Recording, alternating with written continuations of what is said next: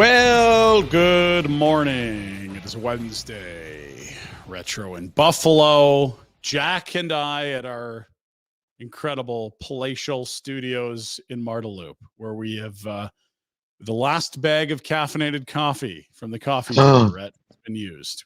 I've sent out an emergency alert to our coffee guy, Chad. I mean, we're on pins and needles here. It's a very precarious spot we find ourselves in today. Does Jack drink coffee, or is he a energy drink guy? He started energy drink, but I feel like we're converting him. Jack? I've gotten off the energy drinks, Rhett. You'd be proud. Good boy, Jackie. Because I think I remember that. We tried to tell you that, and then you were struggling with it. Yeah, and like I don't know that you liked coffee. What was your relationship with coffee prior to working here, Jack? I don't like coffee, like a hot coffee in the summer. Okay. That was my thing. So if it's warm outside, I'd rather a nice cold beverage in the morning. Yeah. Once it gets cold, I don't hate coffee. You're such a booze can. Nice cold beverage every morning in the summer. Good thing we got a fridge full of Origins behind us, eh? For the summer at 10 a.m., 9 a.m., 8:30. Not for long. Rhett, we talked about it yesterday. What an opportunity it was for the Calgary Flames. A, for Dan Vladar to show what you're made of. And if not Dan Vladar, then B, for Dustin Wolf, who'd played one meaningful hockey game in his career. Game 82 last year, I would not put in that category. A loss against Ottawa that certainly wasn't on him, was his only real game. We saw both last night, which is probably bad news for the Flames. I don't think it was ideal. It's Are we done with Vladar, or is this trend going to continue? What's our confidence level with this guy now? Well, I'll say this. They were dog shit in front of him. And the coach basically said as much last night post-game. He said... but the coach is going to say that to protect that goaltender, Well, let me just get to the quote, because you can protect players, and then there's going the extra mile to try to embarrass the people you aren't complimenting. He said, in our first period, I thought our most physical player was probably our goalie. So I think reading between the lines, Huska was like, yeah, no one came to work in the first period, which matches what we all saw, what people were saying in the comments last night on Afterburner. Dreadful start, first shot goal. But I mean, Jesus, like that's a wire job from the slot unimpeded. That's not what you want to allow any time of night. Never mind as the first shot. I didn't like the third goal that went in, but they were really bad in front of them. And I also think that Wolf's got a higher ceiling than this guy. I don't think Dan Vladar is a star waiting to happen. I think he's probably a backup, whether he's a platoon guy or a two, or is out there. But we got to figure out what Dustin Wolf is, because he's been too good for every level of hockey he's played in. I guess it's not the end of the world. I'm kind of opposite. I want to make sure that Vladar is dog shirt or play him out of it so we can get something for him. I don't doubt what Wolf's going to be. I've got more confidence that he can be good. I feel like, but regardless, the team wasn't good. The one thing I would say to Husk is, if you were looking for physicality, why did you take Gilbert out? Like he would have been it. And I always wonder about that. Like Pospisil's the same thing, but then you're like, okay, what are they dealing with? Are they nicked up? We saw Zeri out, and people over were like, "Why is Zeri out?" It's like, oh, he's a little dinged up. And I would understand if both Pospisil and Gilbert were dinged up, but I also don't. I'm just speculating. So, but you're right. I don't know that he was looking for physicality. I think it was his way of saying the fellas showed up an hour late last night. They started playing at 8, not 7. Yeah, and that's 100%. Realistic. So it's fine. And I wasn't in an uproar that Gilbert wasn't playing last night or Pospisil. Those guys might be hurt.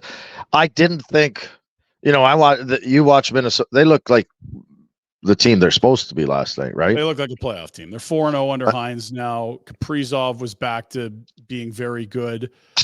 They look deep and talented. Matt Boldy had a really tough start to the season. Scoring twice probably has him feeling better. They got Marco Rossi playing on the top line now.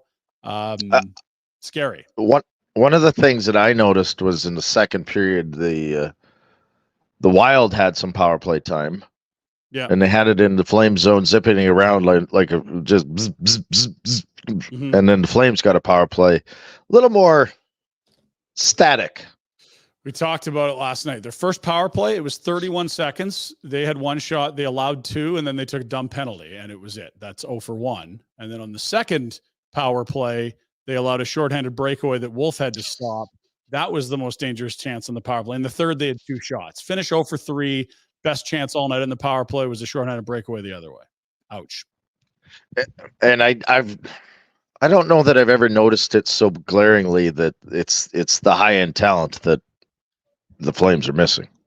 Like they can have compete, but they don't have high end talent to make plays on the power play or even during the games, right? Like with Minnesota there, clearly they're on a roll and they're playing well, but they look like a team with some high end talent, some guys that were moving the puck, making plays. I don't know, you get down on the Flames, but they don't look. You take those two teams, and maybe the Flames weren't at their best. No, they certainly weren't. Yeah, but what is the Flames' best, and can it match up?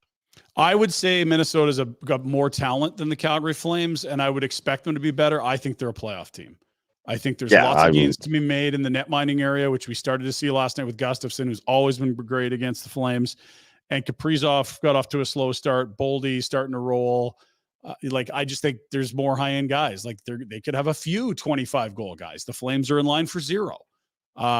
It's the longer it goes, the more the longer it goes, the more clear it becomes that maybe we won't have a 25-goal guy. Right? Like we started the year. We're getting into the year. Is there one? Like, I don't know that you can't certainly put anyone down in pen, but at this point, I don't even know if you can pencil anyone in. Like, who is it in the comments here? Mickey O. Mickey O is in the comments there. Find that one, Jack. Who says Connor Zary is the only guy that could really make a play that changes a game. And that's not to say that anyone else in this roster can't make a nice play. But if you want to talk about a signature game where a player is like, wow, did he ever just grab that and get the 2 points? Goalies can do that, sure. But like, it's crazy how 2 years ago, this team had like 5 guys you could list that it was like, oh, Tkachuk took that game over. Like, wow, like that was a phenomenal game by Johnny Gaudreau. I mean, they weren't great, but Johnny comes up with 3 points. They win. You know, Lindholm on that line was very different looking animal. All of a sudden it's like, yeah, there's no, I don't know that there's a single player that would go on the top line of a contender on this team. I think everything you're looking at is second, third, fourth line. I always think about it this way, where you're the opposing team and you come into Calgary or they come into your rink and the coaches have a list up, guys that are playing, strengths and stuff. And on those lists, a lot of times you look at them and go, okay, I got to be careful with this guy. I got to watch this line. Okay, these guys are the playmakers. Yeah. I just don't know who you circle if you're the opposing team. It's if we work hard, we'll be okay. There's not one guy that's going to ruin our night if you're playing the Calgary Flames. If we work hard, if we show up and work, we've got a great shot at getting 2 points. And that doesn't mean the Flames can't win. We've seen them, they beat Vegas at the start of this road trip. Like their goalie was sensational. Any team can beat anyone in this league. We saw the San Jose Sharks erase a multi-goal deficit last night and beat a team in a playoff spot. They're the worst team in the league in talent. But it's just, there isn't, to your point, a guy you have to game plan for. There isn't. No, there's no show up and play. And that's the thing. It's the same scenario for the Flames. Opposite the teams that are playing against are going, well, if we show up, we should have a real good chance of success. For the Flames to have success, it's like we need to all show up and play hard. Like we're going to have to committee this. So again, it's fine. And again, I think the beauty of it all is, especially from where I sit, there's no pressure. Go play that game. I get that for you and I, there's no pressure, Rhett, but I don't know that I can believe it's the same for Craig Conroy and Ryan Huska. And that's why I think they're not going to go on a let's showcase Vladar run here. I do think they're going to go with Wolf because it's their jobs to get to the playoffs. And I don't think they've quit on that. I think they understand it's a lot harder than they thought at the beginning of the year, especially when you start 2-7-1. But I think Ryan Huska is still pulling win the game levers, and Craig Conroy is still GMing to win. Just quick reaction to that before we get to Noodles. Yeah, he probably is, but I think Conroy's eyes, and Huska always has to play to win. Coaches have to. They have to. So that's not an oddity. But I think, at least Conroy can look at it a little more long term and go, this group is not a threat. I have a solution to make us feel better in a moment, but first we got to go to one of our NHL insiders for TELUS. It is our boy Jame McLennan, Noodles, who he's at a casino somewhere, whether it's Ontario, Alberta, in his car. Where's the moonroof, Noodles? Is it snowing? Where's that sexy moonroof we're using? I'm in a parkade, but I a parkade at a casino, right? Is that right? No, I'm not at a casino today. I am heading up there, but yes, I'm just outside the office. So what's going on? Okay, well, let me do this really quickly. Our insider hotline is brought to you by TELUS. They're using world-class leading technology to drive meaningful change, from transforming healthcare and making our food supply more sustainable to reducing our environmental footprint and connecting Canadians in need. You want to hear about a giving company, Noodles? How about $125 million to local communities in 2022 alone, 1.4 million hours volunteered. Let's make the future friendly. Learn more at telus.com/givesback. Okay, so Noodles is in a parkade. Rhett's at the rink. He's forgotten his computer. And the Flames, they thought the game started at 8 last night. They forgot It started at 7:07. And so, I mean, everyone dealing with different issues today. Yeah, I mean, at least mine are controllable. Rhett's, I think are controllable. I don't know, depending on what time this guy got out of bed. But honestly, watching that game, I've got 3 words: out to lunch. They were out to lunch. Like that's what it was. Like the goalie. Like, I felt bad for Vladar because I thought he made a couple huge saves in the first period to just keep it a game.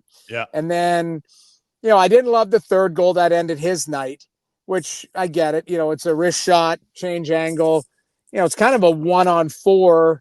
Yeah, like, how about not give up the blue line to somebody like that? I thought their D were just horrendous on playing that. Rhett, you could speak to it more from the technical aspect, but they were not engaged in that game whatsoever. And I know Minnesota's got the new coach bump, and all of a sudden Kaprizov looks like he can play hockey again, and Matt Boldy and all these guys in mini, but that was a no-show from that group last night, like a no-show.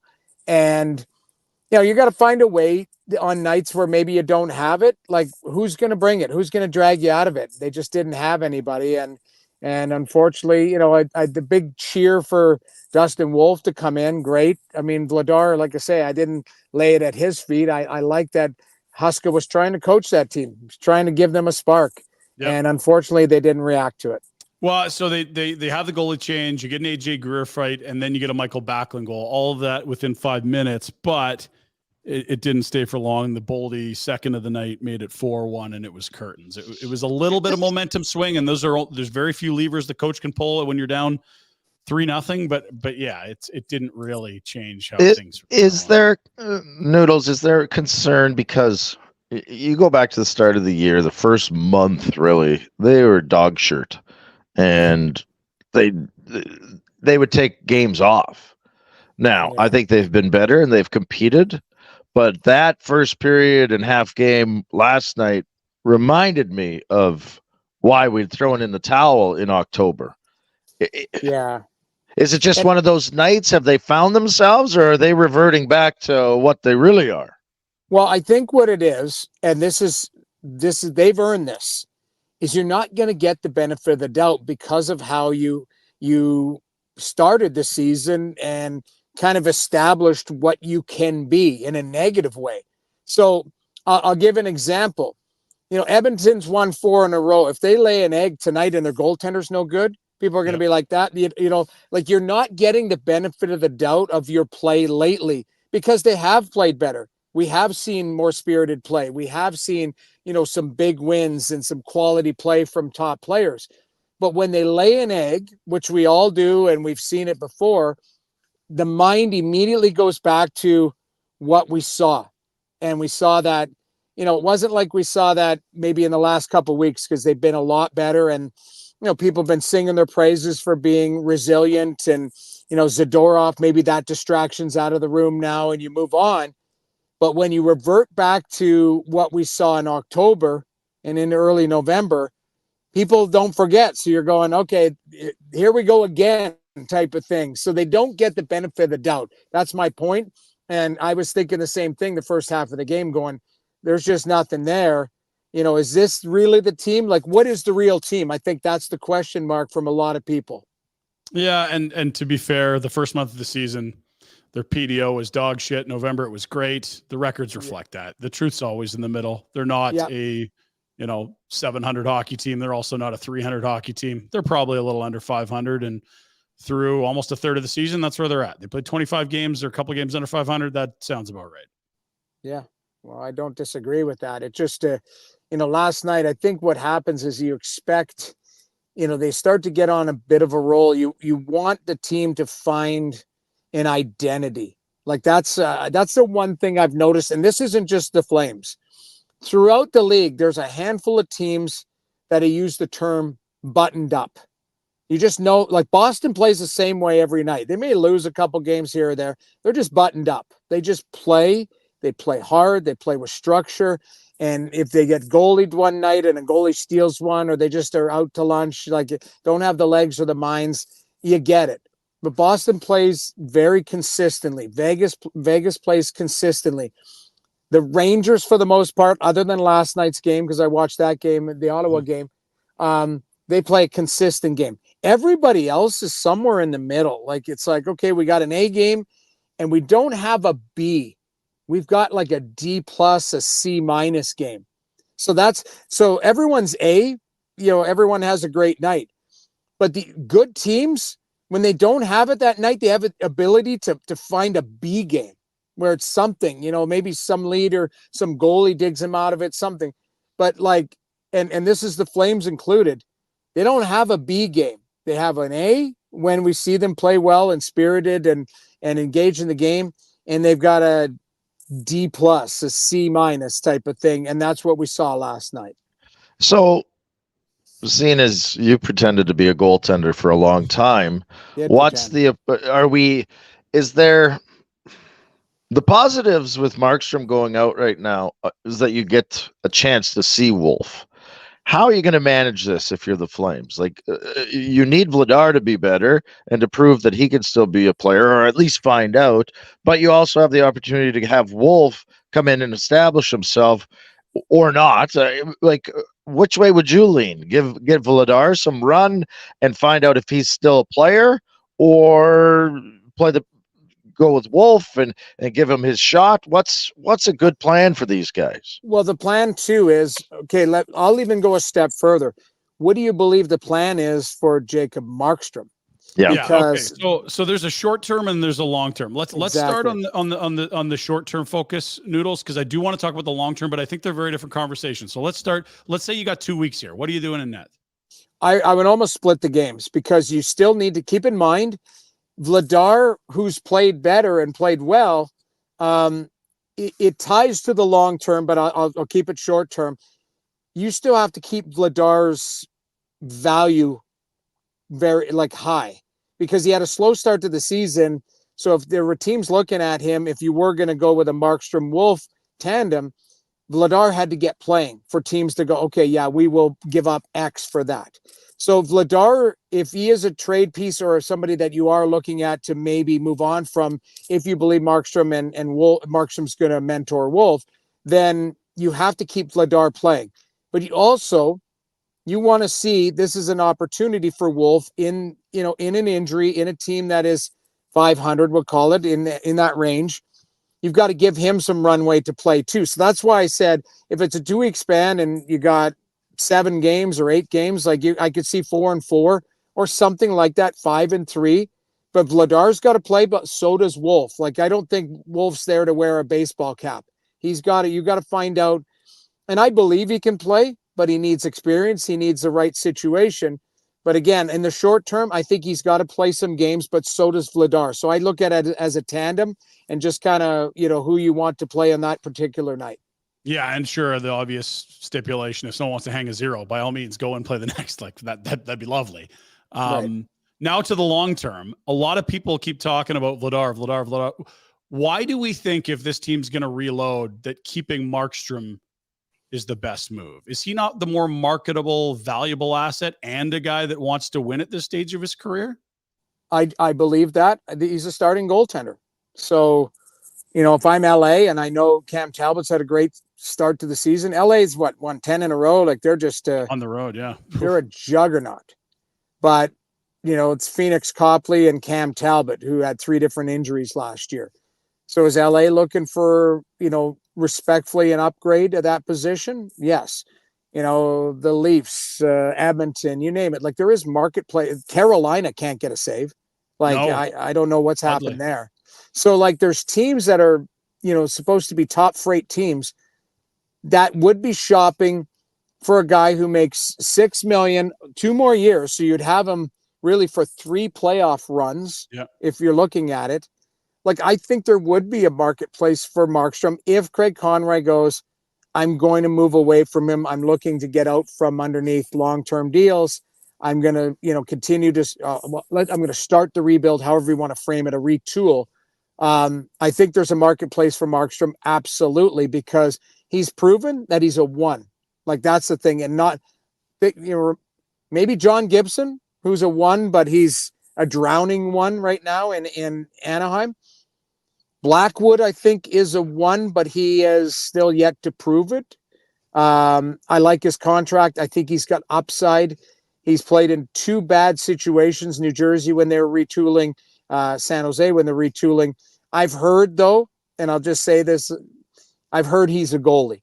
So Okay. he's a strange duck that way. So I don't know what that means. I just somebody told me, because I like the kid. He's big. He's got good feet. He's got a lot of skill. But what I was told is Jame, he's like the definition of a goalie. I'm like, okay, I don't know what that means, but so there's 3 guys that could be potentially targeted. So bring it back to Calgary. If you decide you're going to retool and Wolf is ready to push through, Vladar has 1 more year, correct? At 2.2. Yeah. 2.2. I thought it was 2.8. So 2.2. So there's, if you decide to retool, there's your tandem in the retool. And, you see what it shakes out. What you've done is kick the can down the road for a year or 2. That being said, if you believe you just want to try and make the playoffs, and then Vladar's the marketplace, and you keep Markstrom and Wolf, and Markstrom mentors Wolf and shows him how to be a number 1 in the NHL. So you've got options. And to me, honestly, a lot of them are positive because you've got 3 guys who are NHL goalies. Now, different tiers of them, but they are NHL goalies. But Markstrom would have the most cachet and would probably garner the most right now.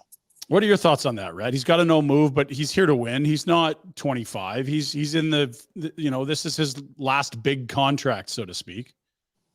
Yeah, Noodles laid it out pretty good. The hardest part right now for me is Vladar, because I don't know what his marketability is. I don't think he's played that well, and I don't think other teams are looking at him going, he's going to help us move forward. So, but I also in Buffalo, the kid they sent down to the minors, Levi. Yeah. And so my word of caution with moving Markstrom is, great, move him. You'll get a good return, I believe, and I think he would accept a trade.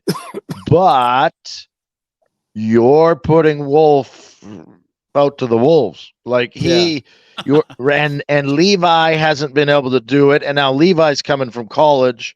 But you know what I mean? Like it is nice to have someone capable to learn under, take a little heat off. And you don't have to trade Markstrom right now.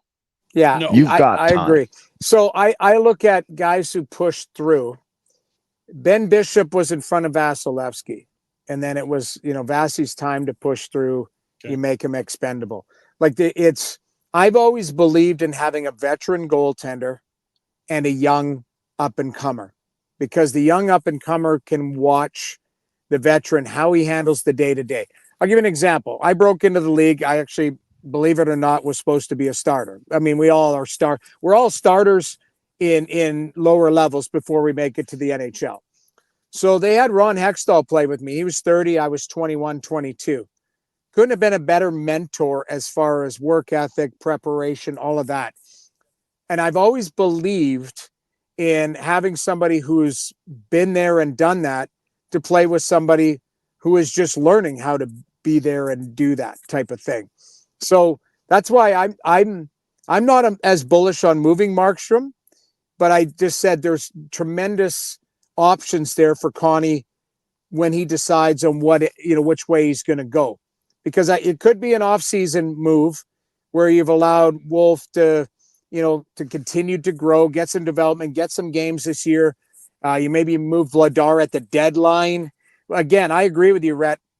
What is the marketplace for a tandem goaltender? Because I watched Eric Comrie play last night. Like, I didn't love his game. Not that he was the difference. Uka Puka Luka there in Buffalo too. Like, he's come around, but UPL.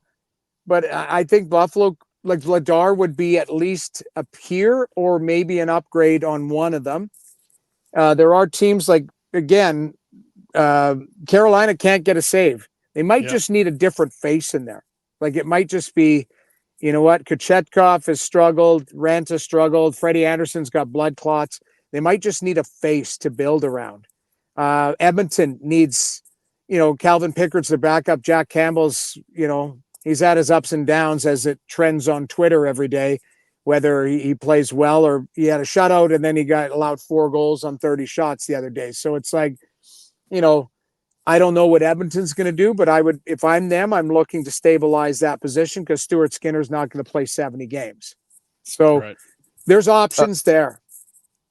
And I'm with you. I think that's the nice thing for Connie, is that he does have options. And I think that he's probably got the support of all the fans in watching this team, that the expectations aren't too high anymore. I think they were high, or I think there's a little bit of reality that's set in. And I think ultimately it comes down to, what's your return?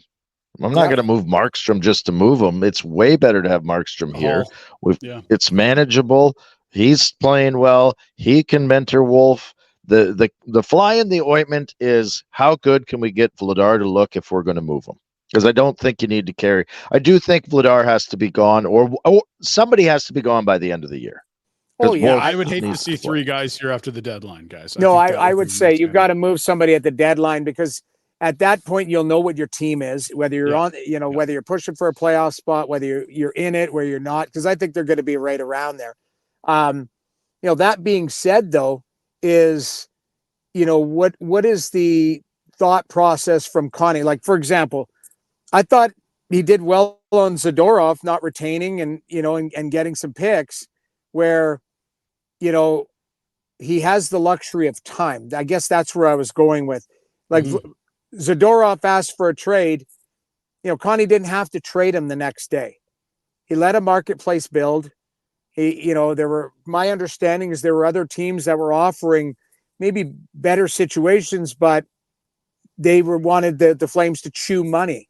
And in not even better situations, just maybe comparable draft picks. What was that, 3rd and a 5th, correct? Yeah, 3rd and 3 years, a 5th this summer.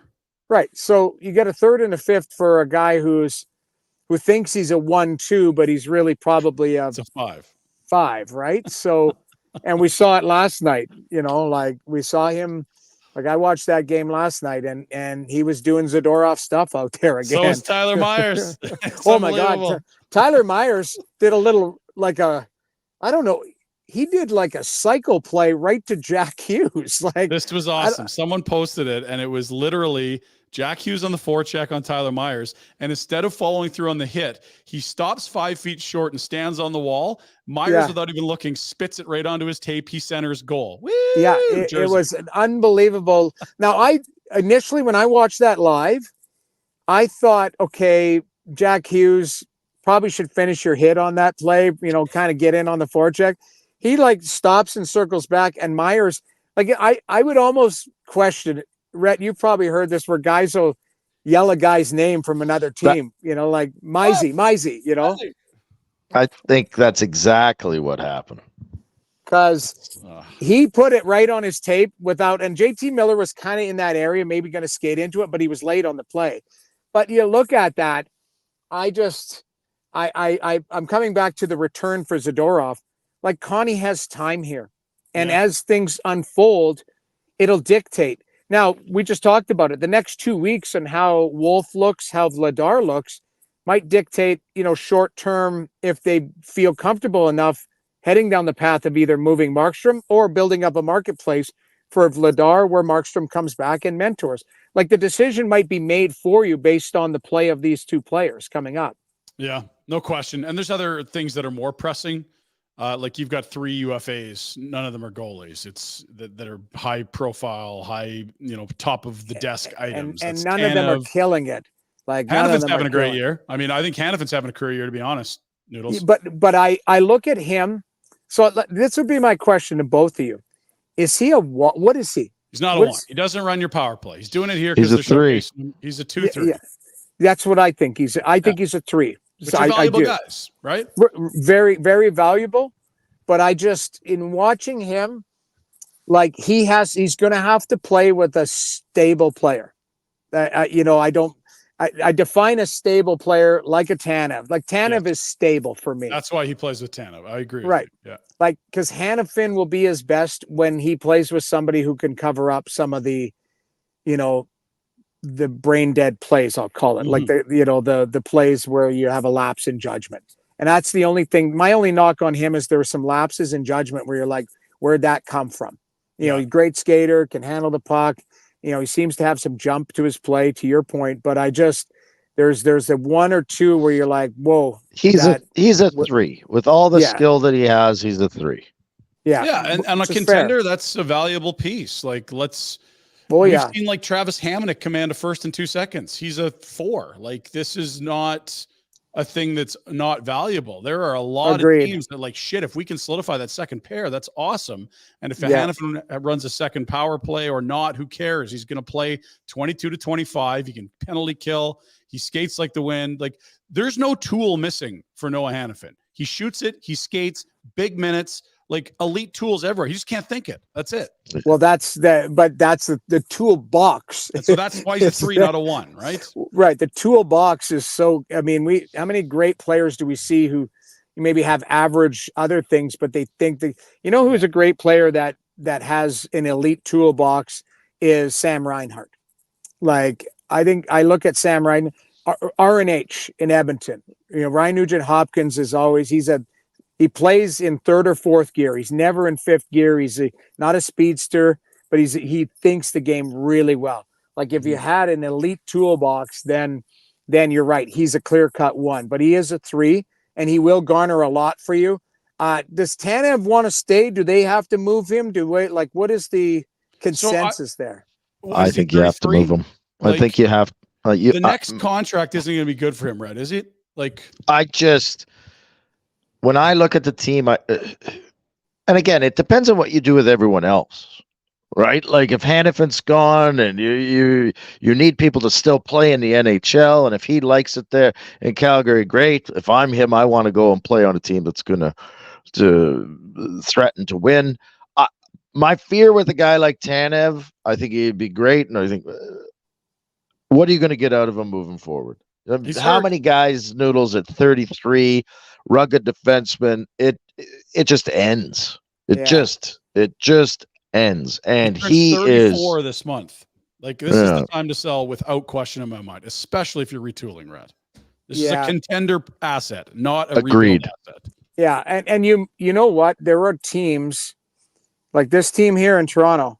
Like, they should pay a king's ransom for him, because you're not trying to build for 3 years right now. Their windows now, their windows next season. Like, they've got their window is while John Tavares still has legs. And so I look at it, I almost feel like Tree would have to have an overpay for him, but it might be worth it because this defensive core here in Toronto is suspect at best. And they need a guy like Tanev, a warrior, tough to play against, block shots. My only worry is he might be, if he was a car, maybe he's a car with 350,000 kilometers. He's running out of oil. Yeah, he's a Ferrari Totally. with 300,000 kilometers on it. You know what I mean? Like, that's what worries me about him. He's a working truck, Noodles, with 300,000. Yeah, I was going to That's what say he an is. an F-150. Like I was trying to think of like a high-end truck out there. But yeah, he's like a brand new, he's like an old F-150 with 300,000 kilometers on it, but you trust him, man. Like he's a guy you want. I'll quickly note the cash thing that you referenced earlier. The Flames did want to eat money on Zadorov. I think it's wise they didn't, given the number of other deals that you've got coming. You can only retain on 3. Let's say it takes retention on a Tanev or a Lindholm to get a massive haul. You got to do it. You don't want to tie down all those slots to lock in money. I think eating some money on Tanev probably helps them get to Toronto. They are so tight. I think it's the only way they get anything done is with retention, isn't it? Yeah, and that's why I mentioned the word overpay. Because you're gonna get something good, because if you're eating money on Tanev, you're eating money on, let's say, Markstrom to make him not 6, make him a 5 or a 4. Mm-hmm. If you're eating money on Lindholm to, some of this too, keep in mind, like if you play it right, like could it be one of the sign and trade type of thing? Like, can you get, like, would Lindholm want a sign and trade? Like the Kachuk why not?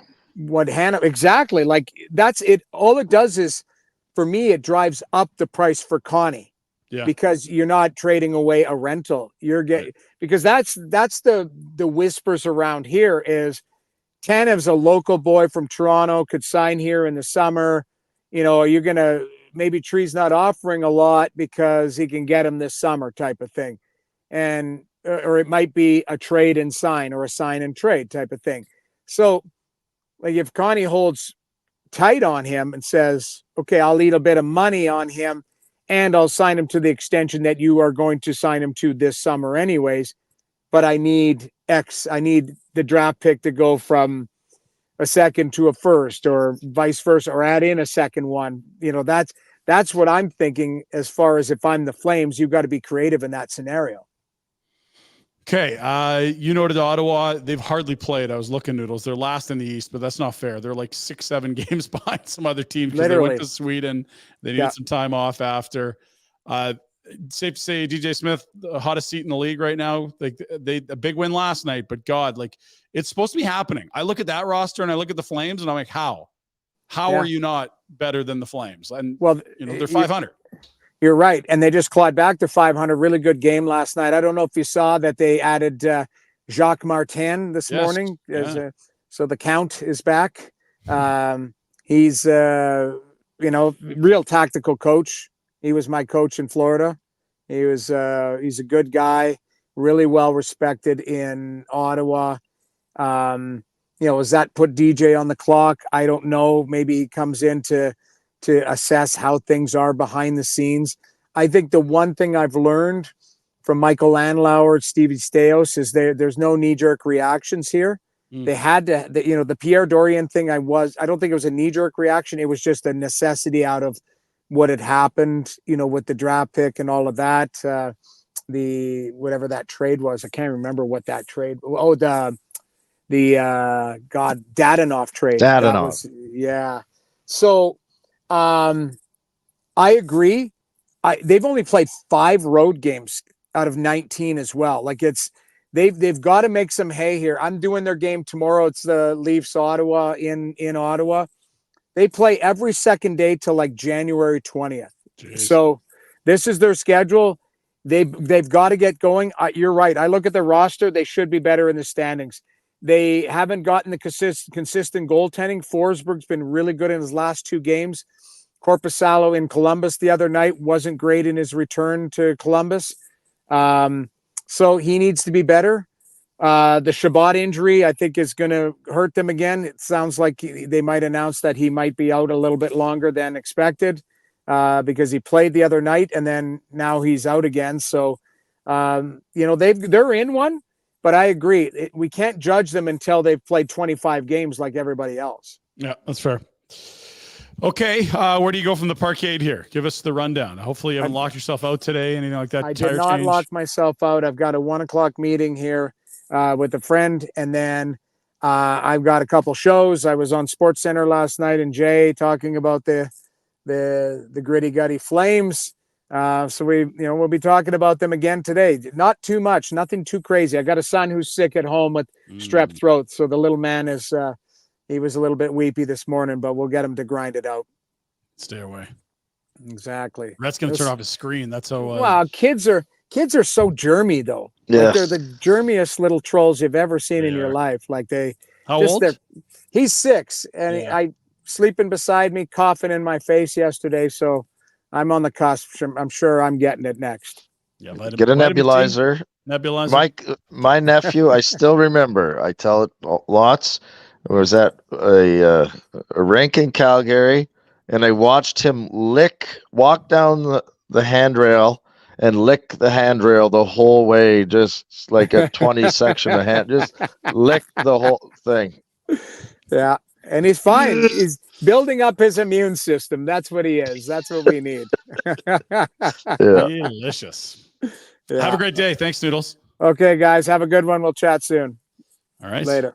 There he is, one of our NHL insiders for TELUS, our insider hotline. A reminder, the Calgary Flames and TELUS, a great relationship. They've been partners since 2005. The TELUS Skater program with the Flames sees both the Flames and TELUS identified deserving young hockey players out there to participate in the pregame. The TELUS Skater experience is what it's like to feel like an NHL player, including the warm-up on the Saddledome ice pregame with the team. Title sponsor, also the premium club at the Saddledome, the TELUS Club. Thank you to TELUS for our insider hotline.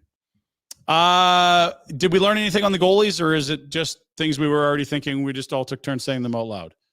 I think it was a lot of the same. It's amazing how many teams need goaltenders. There's no, I think it's the return. What are you getting in return? Yeah, we can make a deal or not make a deal. It's all about what you're getting in return.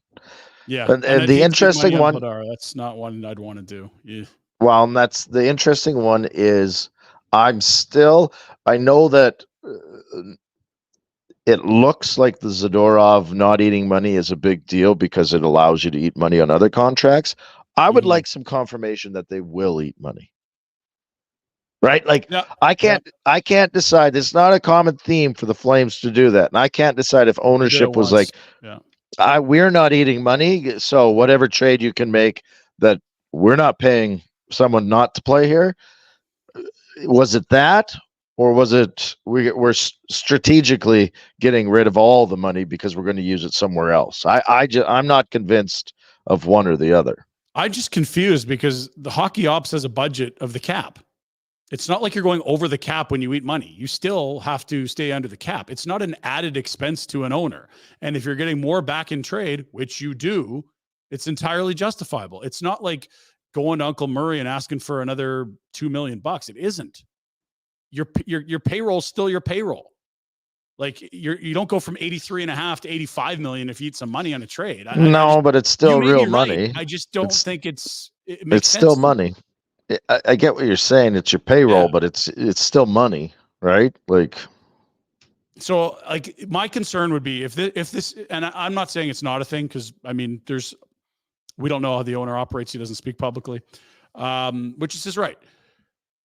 You would take a lesser package from Markstrom and maybe take a collection of seconds and B prospects and not a first and A prospects so that you could save $1 million. Like that is so incredibly short-sighted. And I think someone so bottom line focused as this owner would understand the value of higher picks and the value of better prospects. Like I know you're right. It's only happened once. Pike had it the other day in the chat. It was like some weird minor deal and they ate a tiny amount of money, but I feel like that's more coincidence than a strategy.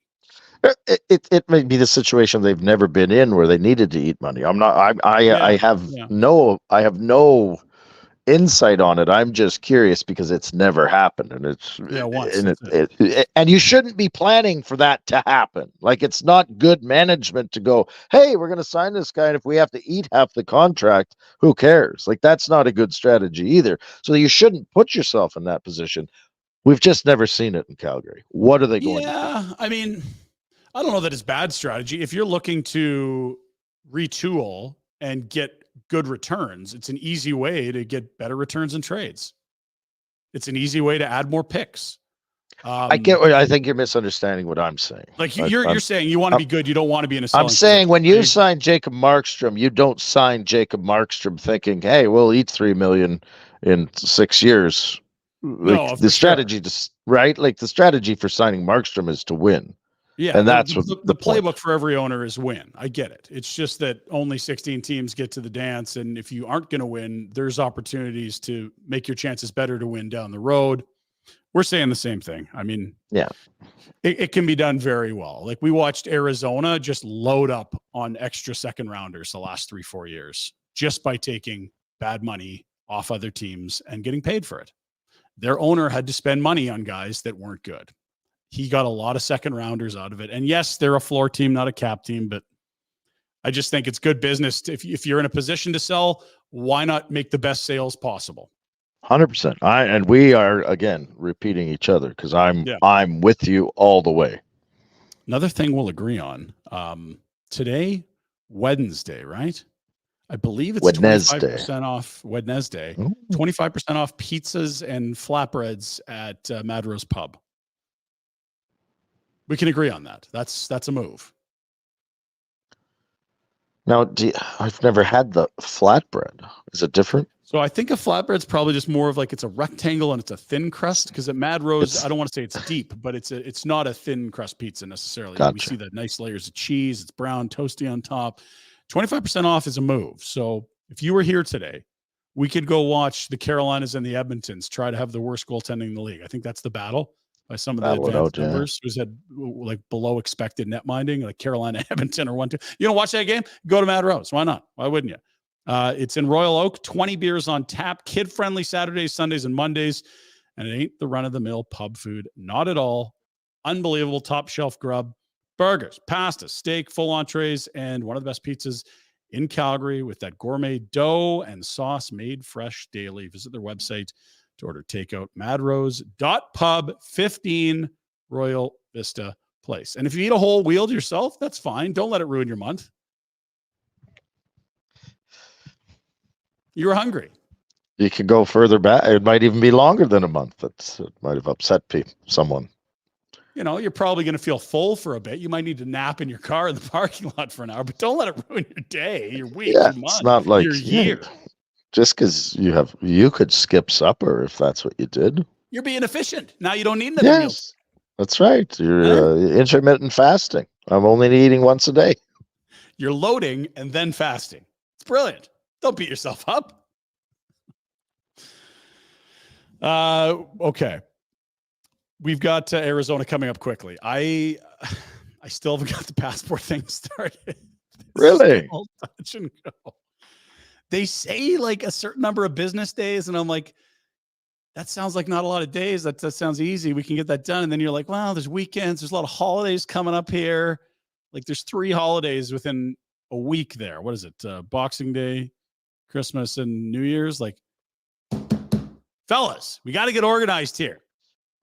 If you don't have it, the Phoenix is coming up quick. The barn burner vacation today. I'm promising you. Okay. If I don't send you a picture from a passport office today, you can absolutely drag me tomorrow on the program, threaten my family, whatever you'd like. I am fair game tomorrow if I don't have the wheels in motion for this passport renewal. Boom would be very upset with you right now. He's upset at everything. I mean, that really isn't saying much, right? Yeah. He's taking it in the teeth while he's gone here, right? The guys are on vacation. Well, we haven't seen any Speedo pics or any. I know. Where's the budgie smuggler? So what's going on? Where are the beach worms? Come on, Boom. Give us a little love here. Nothing in the group chat. Clearly, he is. Yeah, he needed the vacation more than we even imagined. No, like it's stone cold silence out there. He's not. Well, if he was off his own enjoying pristine nature on a tropical island, I would love that. I just fear that it's just Candy Crush and other things instead of communicating with us. I hope his phone is in the bottom of the ocean and he's Here's the deal. He's going to be shot out of a cannon, recharged, feeling great when he's back. and then a second trip inside a month. He's going to join us in Phoenix. We'd like you to as well. This thing's almost sold out. Final push here, fellas. Let's get her going for Alberta Blue Cross. We are heading to Phoenix. Game tickets for the playoff-bound Coyotes, potentially. My goodness. Won 5 in a row. That's a fun barn. Could be a wild card implication game. Got your game tickets, got your flights, got your hotel rooms. Based on double occupancy, it's $12.99. And we got your transfers. You're going to get from the airport to the hotel to the game, all that great stuff. How about a Friday in Scottsdale? Does that sound good? A Friday in Greater Phoenix? By the pool. You can throw your Speedo on there, strut around. Well, it'll be all right. Is that called peacocking? Is that what it is? When you... I don't know, but do whatever you need to do. Just have a bit of a strut. Yeah. Go to nationgear.ca and get yours today. It's a hell of a gift. You know who's tough to shop for is Dad. If you and Dad like bitching about the Flames, come with us and bitch in person at the Mullet Arena. It'll be fun. nationgear.ca. It's all brought to you by Alberta Blue Cross. The Alberta Blue Cross thing is they love memorable moments, and there's nothing quite like making memories when you're traveling on the road and tying that into hockey. That's even better. There's nothing better than sharing memories, maybe making more. How about some new ones? Time for that in Phoenix. Alberta Blue Cross Travel Insurance protects your memories and more wherever travel takes you. Visit ab.bluecross.ca for more information. Alberta Blue Cross, celebrating life's memorable moments inspired by hockey. So what do you do with Tanev here? I think we all understand. The Noodles was like, you guys going to resign? I was like, look, you'd love to have this guy. He does not match the life cycle of this hockey team right now. He's 34 this month, and he's incredibly injury prone. He's a warrior. He's a elite defender still. You have to move this guy if he's healthy before the deadline. 100%. There's zero reason to hang on to him. Even if you had I could see some justification if you've had a young, a real good defender coming up the ranks, and you're going to need a guy like Tanev to protect him. Like Shillington a few years ago, right? Yeah. We don't have that. Yeah. What purpose and role is Tanev serving on the squad? And I think Noodles is still of the belief that the Flames might be a playoff team. I am not. Even if they are, to me, it's just like we said, they could battle their way and maybe find a way in. I don't see it, but if they do, I don't think they're a threat. Of course, if you make it, Markstrom could get. I don't care. It won't be based on Tanev's addition to the team. So I think he has to go. I don't know what his value is out there, but it's irrelevant. It's an asset. They've had bad asset management for the last 5 years. This is asset management to me. This is asset management 101. Get what you can, and time to move on. So I'm in a pie in the sky, and this is all speculation. We don't have wiretaps on the GMs, sadly. That would be fun. Working on it. We're working on it. If you ate half the money and Tanev turns into a $2.25 million defender, and let's say you do it at midseason, so half that money's off the books, even teams in really, really big cap problems can probably find a way to make this work.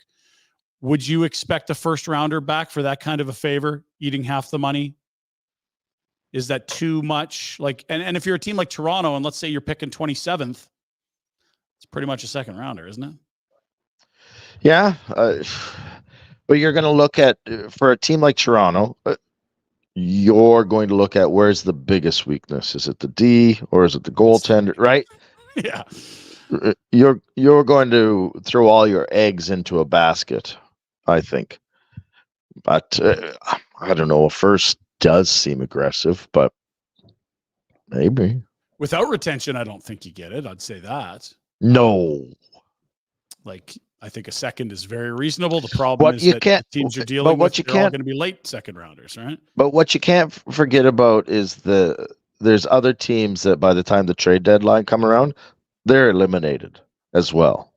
Yeah. And they will have players that can play the game as well. And they might say, you know what?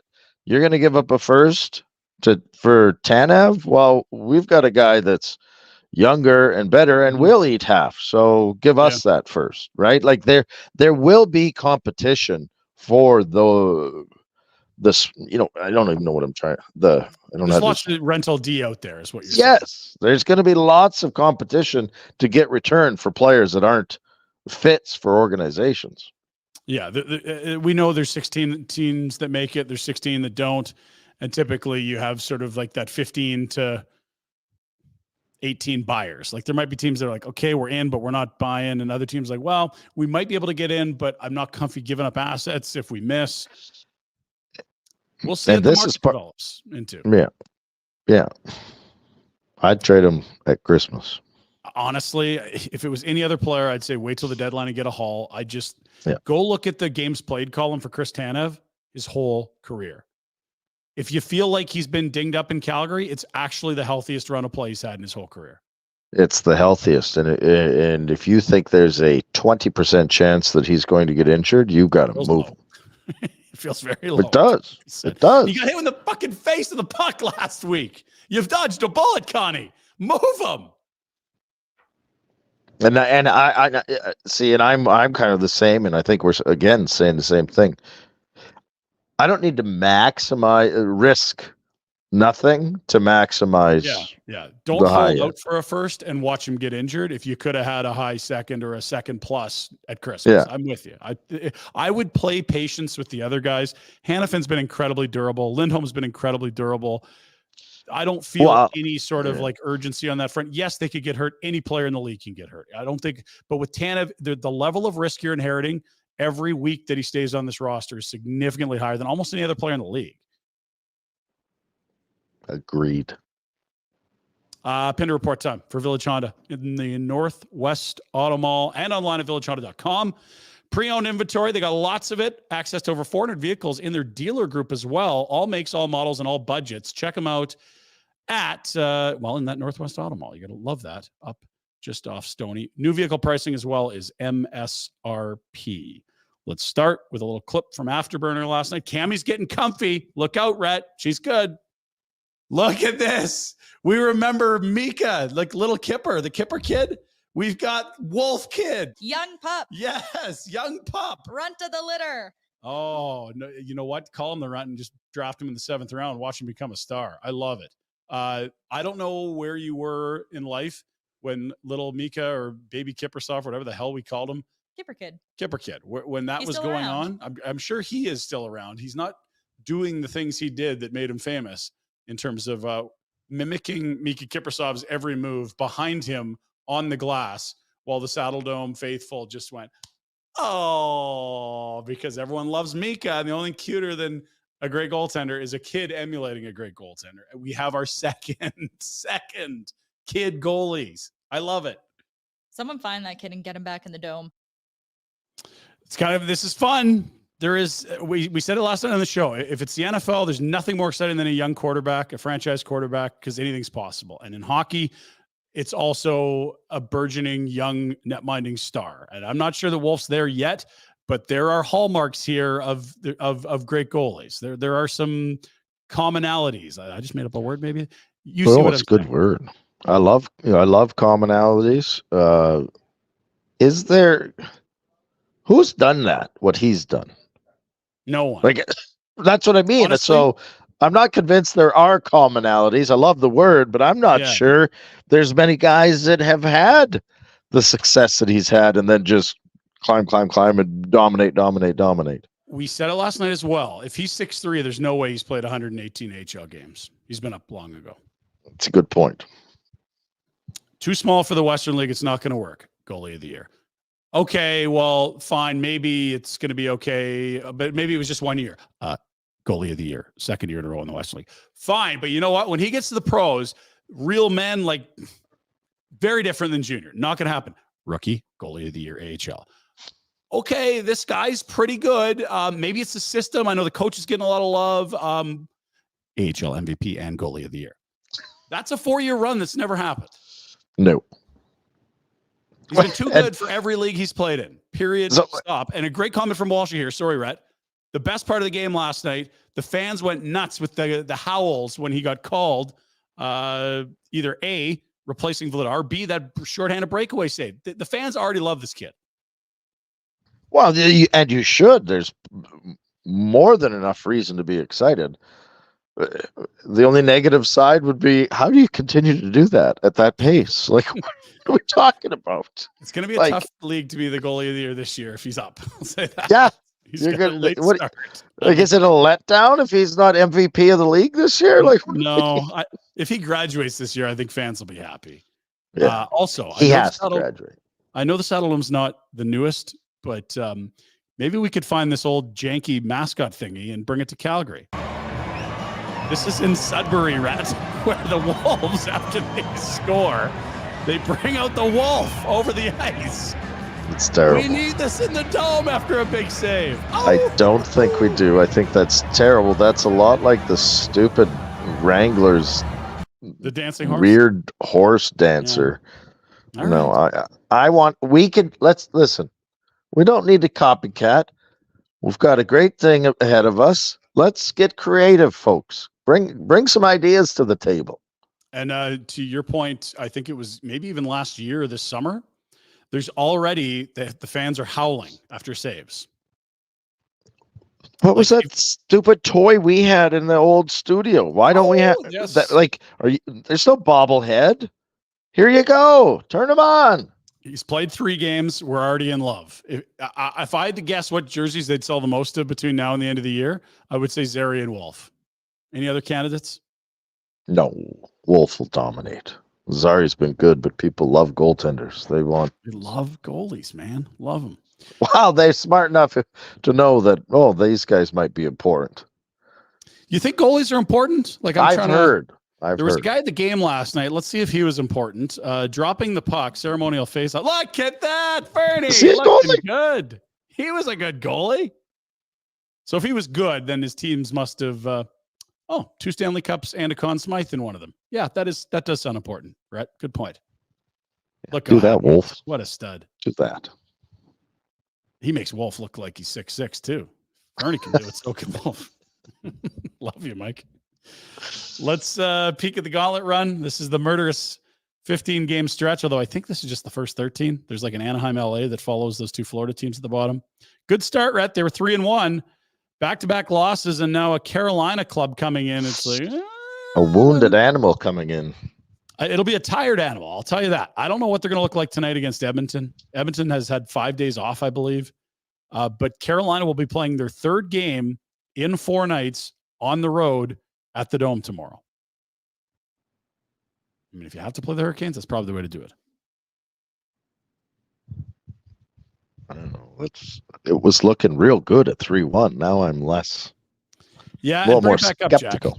Because this is the softest part left. You've got a tired Carolina club, a Jersey team that hasn't figured out net mining yet, and then you've got 3 games and 4 nights on the road against good teams. Colorado, very good. Vegas, very good. Minnesota, undefeated with a new coach. They looked very good last night, Rat. Yeah, and then Tampa, Florida. Yeah, just those. You feel like you need a couple of wins here, to be honest with you. Let's get that Wolf howling, man. Okay, we'll move.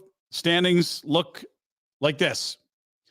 Wild card not as close as we once thought. 460. We're not back to 460. I wondered percentage. I wondered if you were going back to the reverse, but not quite. I've looked. It's just you can't. The NHL stupid app. They can't sort by points percentage. So I'll figure something out. But they have the 8th worst points percentage in the NHL. So if the draft was tomorrow and everything went by the numbers in the draft lottery, you would select 8th overall. I would take that, Rat. Would you? Top 10. You can do 10. Good there. Last night, why do you want to pick in the top 10? Well, you can pick a player like a Hughes. You definitely want to collect players like Hughes's. The tall one, that's Luke. He scored last night. The one in the black jersey, that's Quinn. He had 2 helpers, Rat. And on the right was Jack. He had a 3-point night. That's 6 points for the 3 brothers last night in the Hughes Bowl in Vancouver. Isn't that nice? Incroyable. Are they in the 2nd greatest hockey family territory or not quite yet? Because we know the greatest, Viking Alberta. Yeah, I don't know who. I guess if you add up Wayne Gretzky and his brother, it's probably the best duo ever. There's always that argument. It's got to be 3. It can't be. It's got. Three's tough. Yeah. Exactly. There's lots. Like the Sedin twins, that's unreal. You got 2 Hall of Famers or whatever. That's 1,000-ish points. That's impressive stuff. But 3's hard to pull off.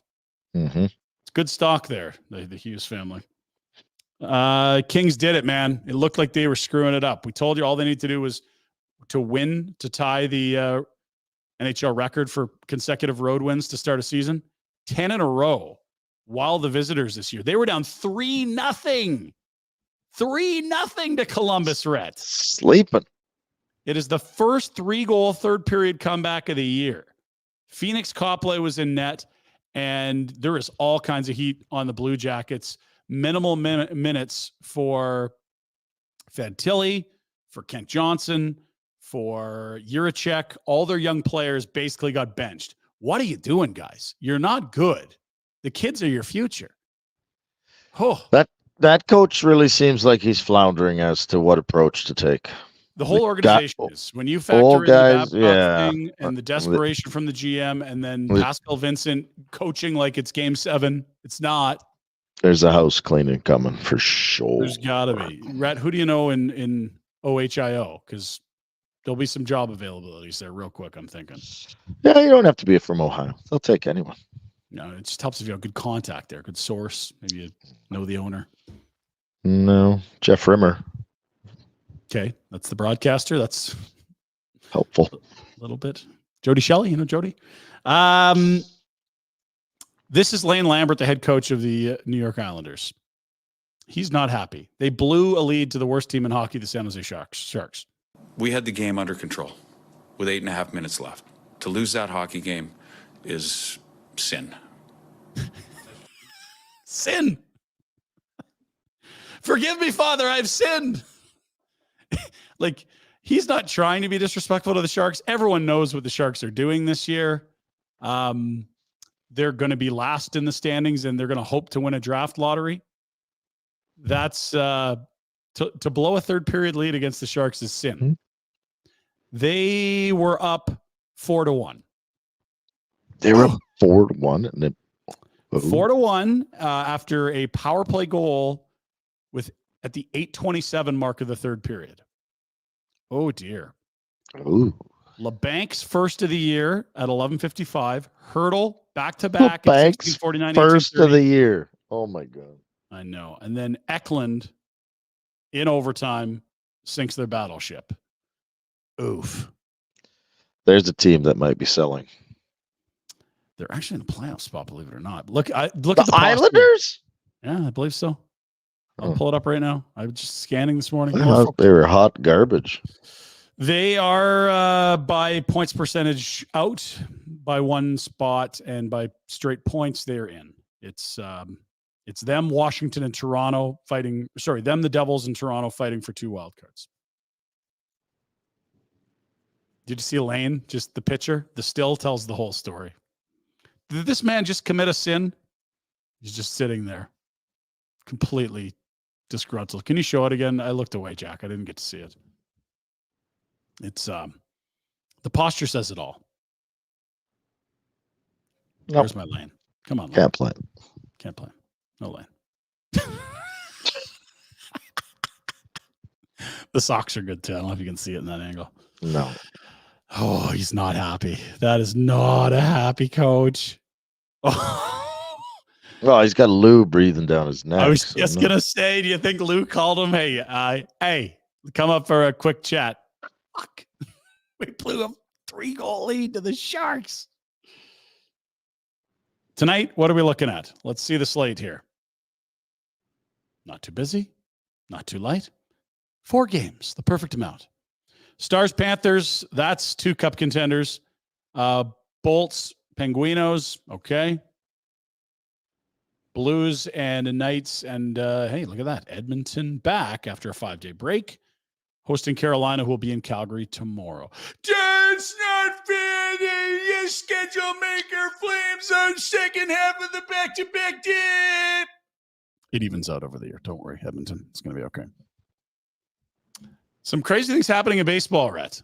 Very crazy things. Steve Phillips is a Major League Sure. Baseball insider. Now, he was on a Toronto morning show, but he did say this. I would personally think the Blue Jays are the favorites to land him right now. I would give them a greater than 50% chance of landing him. Him is not some scrub. It's maybe the greatest baseball player ever, Shohei Ohtani. Are you kidding me? Please, Rhett.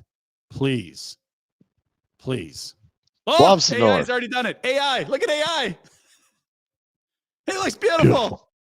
Just It's so much gorgeous. better than the stinking Angels jersey. Gorgeous. Maple Leafs. Boy, AI's getting good. By the way, I found that Alberta thing that you referenced yesterday on the show. Mhm. We're Mhm. going to have a laugh together. We're going to watch it. That's coming up real quick here. We got one more Ohtani note. What do we got in Ohtani? Yeah, here it is. This is great. I don't know Curtis, but I'm kind of with him. Dear Rogers, please feel free to have an Ohtani and Soto line charge on my phone bill if that's what it takes. Yes. Yeah, $10 a month. We can do this together. Let's go. Now, if you add a second line and the Ohtani charge, the monthly bill comes to.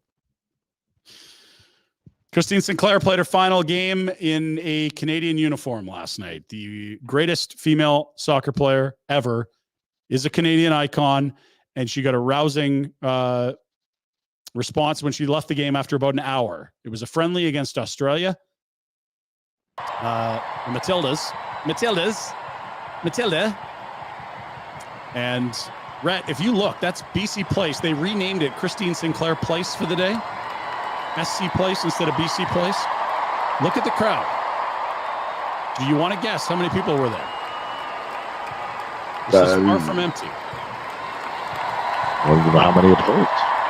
Well, if you guessed 48,112, Nice. you would be exactly correct. That's bigger I than wouldn't any have guessed crowd that. I think the Lions have had since like the 2000, the double zeros. That is incredible. Vancouver, tip of the cap to you. That's how you send off a great. Holy. 48,000, Rhett.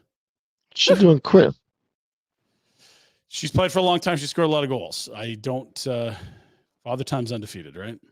I guess. Here we go. Somebody asked AI to make a picture of an Albertan boy, and thus began a lovely little dance with the artificial intelligence. Right outside of this one church town. So, all right. There's an Alberta boy. I don't mind that, Red. Rockies in the background. Got some denim. Beautiful. But let's try a little harder, AI. Come on now. Oh, yes. Roping, farm, denim, plaid. A little more, please. Well, we got a flag. Now we got a rodeo going. The mountains are bigger, right? More. Wow. There we go. Wow. Oil rig, some sort of a petrochemical plant. Now it looks like a Stampede poster. Yes, it does. Dinosaur at the bottom. What's going on here? Now a hockey stick. I don't know that the pancakes are Albertan, but okay. Let's go What? He's wearing a VR, riding a T-Rex. There is a lot of dinosaurs in Alberta, right? No, he's flying outside of power plants. I don't get it. I think we've almost reached. He's a there. wizard now. We've Now turned him he looks like he's an Avenger, an Alberta boy Avenger. It's that Will Ferrell one. Megamind. He's Megamind. AI doesn't say no. You just keep asking; it'll keep working. Just like you and me. Just working. I was thinking that with you today when you forgot to bring your computer to the office. Well, I got all the other gear down here, and apparently I took I must have taken it home. Did you have the original Nintendo, the Nintendo Entertainment System, the NES? We rented it. You remember Mario, right? The we could be one player, two player. Luigi would come in. Yeah. Was this you?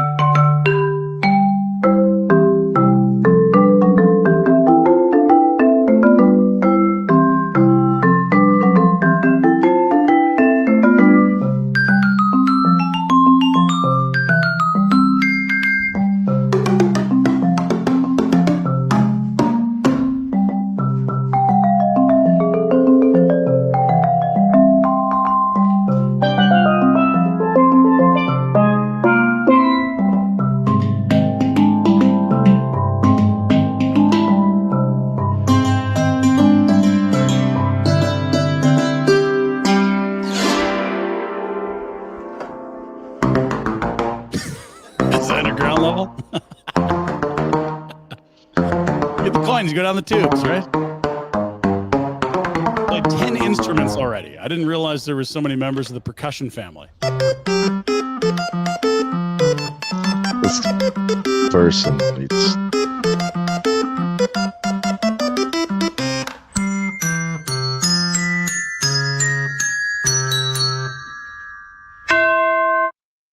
Fourteen different percussion instruments there. That's wildly impressive. You could have sent people to Mars and back and built a space station there with the amount of energy taken. Instead, we covered Mario.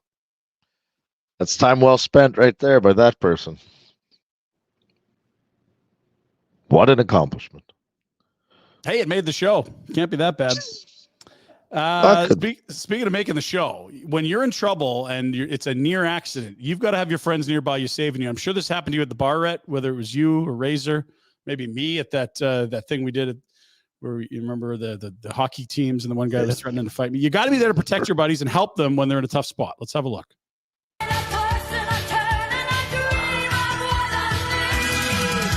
Oh, I got you. Don't worry. He's falling, Rhett. And his buddy is right there to make sure his beer does not spill as his Good friend grab. hits the deck. See?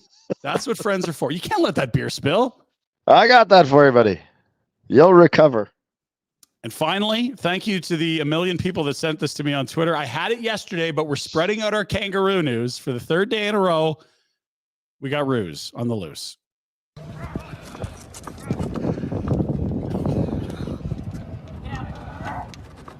Look at this thing. He wants a fight, right? Oh, shit. Doesn't sound nice at all. No. No. These things are herbivores, you're telling me? If this thing ate flesh, they would have taken over the world already. They're horrifying. Just taking drivers off the side? No dummy. I was going to say, don't they have golf clubs to defend themselves? This Rue takes a couple once they get to the other side of the cart here. And he doesn't give a shit. It's like, bang, right there. Bang. Don't care. You're done. Down you go. Oh. You know, the last clip was about buddies. I'm not sure about this guy's buddies. Yeah, one's filming and the other's on the cart. Like, hello, guys. Like, grab a sandwich and help your pal. Yeah, get involved here. I'm outgunned. You saw the That claws guy, on these things. That guy's an asshat. They don't like him. Now look at him. He's like, oh, I'll just put my hand out here. Oh, he didn't listen. Sorry, I tried. He's on the cart, a foot away. Help your buddy. These animals, man. Before we started Barn Burner, we thought kangaroos were cute. We've learned so much. Can't stand them. Disgusting. Gross. I hope Boom comes back with a kangaroo tattoo. Are we going to start a GoFundMe? We don't even. I will fund it if Boom sends us a picture of a kangaroo tattoo that he wants to get. I am happy to pay. What's your budget? American dollars. I got to see the picture. Okay. Right, like I want to know what's the detail. Like, how deep's it going? There's no budget. Of all the kangaroo things, what do you want the kangaroo doing? Because you could just get a side profile kangaroo boring, but we've got a better relationship with kangaroos than that in terms of, like, we've seen some shit. We know they're heinous MFers. You know what? He needs to ask AI. Yeah. For a kangaroo tattoo picture. Okay. Good ideas for kangaroo tattoos. Jack, could we work on this for tomorrow? We'll send it to Boom. We'll do some. Yeah. Yeah. Tomorrow he loves it. Good. Thumbs up from Jack. That's it. That's your Pinder Report for Village Honda from now through the holidays, like anytime. All the way. Lots of new inventory coming in. Retail prices, MSRP. That's great. That's what you want. And then on top of that, a bunch of pre-owned vehicles as well, over 70 on site and up to 400 in the dealer group. Start your automotive adventures at Village Honda or villagehonda.com. You can find them in the Northwest Auto Mall. Buddy, it's time. Is it time? Are we ready? We're good to launch. Mm-hmm. Everything's good? Jack, give me the thumbs. It is. Okay. Last year, we did something amazing. It was very special. We raised a lot of money for a great cause in our city, and I give the old Boomcat a lot of credit. He said, if we're doing this thing, if we're doing a show, we have to have a Christmas charity. We have to raise money to give back to the community. He's like, yep, that's absolutely right. and Boom absolutely spearheaded this thing last year. We have a check above us in the studio. It hangs every day in here because we're proud of it. $20,927.99 went to Closer to Home, your Adopt a Family program around the Christmas holidays. We impacted a lot of families in Calgary, Rhett, and we did it because we got great listeners that helped bid on auction items and incredible partners and clients that put together some unbelievable experiences that our listeners and viewers could bid on. We are back today with the unveiling 2.0, our second annual Top Shelf Elf auction. It is presented by our great pals at McLeod Law. Would you expect anything less from our buddies at McLeod Law? Peter Klein and Company, McLeod-law.com, at McLeod Law LLP on social media. We know they're the Calgary crew. You've got legal issues. Things might not be going as you want, but certainly you go to McLeod Law if you need some help. They are our presenting sponsor of the Top Shelf Elf, charity auction in support of Closer to Home. Very good. Excited about this. Love it, love it, love it. Rhett, what do you remember about last year? Do you remember what we did? A photo, package? Well, I knew that you guys, through you visiting in on a few things that completely was unnecessary because nobody was bidding on it. They're like, "Oh, go to the Flames game with Boomer and Pinder and golf with it was like, why are you ruining these people's prizes? Like, you're just in it for the freebies." So we are in the process of launching today. Jack, you can jump on right now. It's going to be in a matter of minutes, I believe, that this will go live. I would hope by noon we've got the links ready to go, but there's going to be multiple ways that you can get involved. We're going to walk through some of the incredible packages that we've got put forth. I'm correct on that front, right? We're good to go in terms of talking about these packages. Yeah, we have all the packages ready to go. Okay, so we will tell you when everything is up and live. We're doing final testing online. You can go to nationgear.ca is where all this is going to happen, and we aren't going to slam the door shut tonight. You're going to have over a week here. We want to get the money into the hands of the folks at Closer to Home in time to get this Christmas campaign up and running. You can't give them the money on the 24th. That doesn't allow them time to get these families with the Adopt a Family program set for Christmas. So we do have a tighter timeline than last year, but we're going to kick some ass, and let's start with our first item. ATB Financial, our good buddy Johnny Winwick. How about this? This is the press level hockey experience. This is actually 2 retro. There are 2 games. This is the March 16th game against Montreal. 25 press level tickets. Hockey team, work event, Christmas party, St. Patrick's Day celebration, whatever you want it to be. This is April 18th against San Jose. I believe that's the last game of the year. Have some fun in the spring with your whole crew, whether that's friends, work, hockey team, anything else, right? It's that support group you go to on Tuesday nights. Bring them all to the game. Bring everybody. Beauty. Second item, it's the same thing. It's a different game. It's not the April 18th against San Jose. It's a game against the Montreal Canadiens, which is always one of the hottest tickets in the regular season here in Calgary. No doubt about it. So huge thanks to ATB Financial on that front. We've got our barn burner experience back. There's we've got there's your San Jose. We got that. Yep. Very good. Barn burner experience. Watch an episode of the show live in studio. Stock up on some barn burner and Flames Nation merch, and we'll take you out to lunch afterwards. What? Can I interrupt? Yeah, please do. Which studio? Because Boom's home studio, people might love to go to Boom's home studio. I think people would be jacked to go to Boom's studio. Then he could make them buns and I think gravy. One person that'd be really excited to go to Boom's studio. It's Boom. That's who. It's going to be the main studio in Marteloup, Brett, and we might even be able to time it when you're back in town. If you win the package, we'll figure this all out. But come watch the show live. Join us for lunch afterwards. Going to be a blast, right? Good. You missed the dinner last year. It was our buddy Mark, who he's tied in a bunch on the show. He's got us all kinds of great little intel. He's been wearing the jerseys. He had the barn burner hoodie on at a Seattle game. He's got us linked up with Darcy Hordachuk, who you're going to be hearing from in mere moments. This is cool. That's another item we're doing.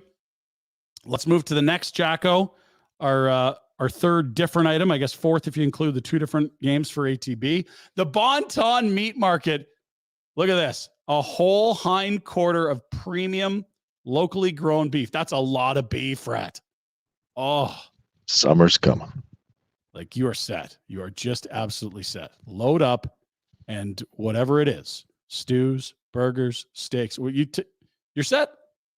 Now, did you not used to like split a half cow with someone you'd order? By Yeah, the animal? yes, I go to Bon Ton and do almost exactly that It's a move.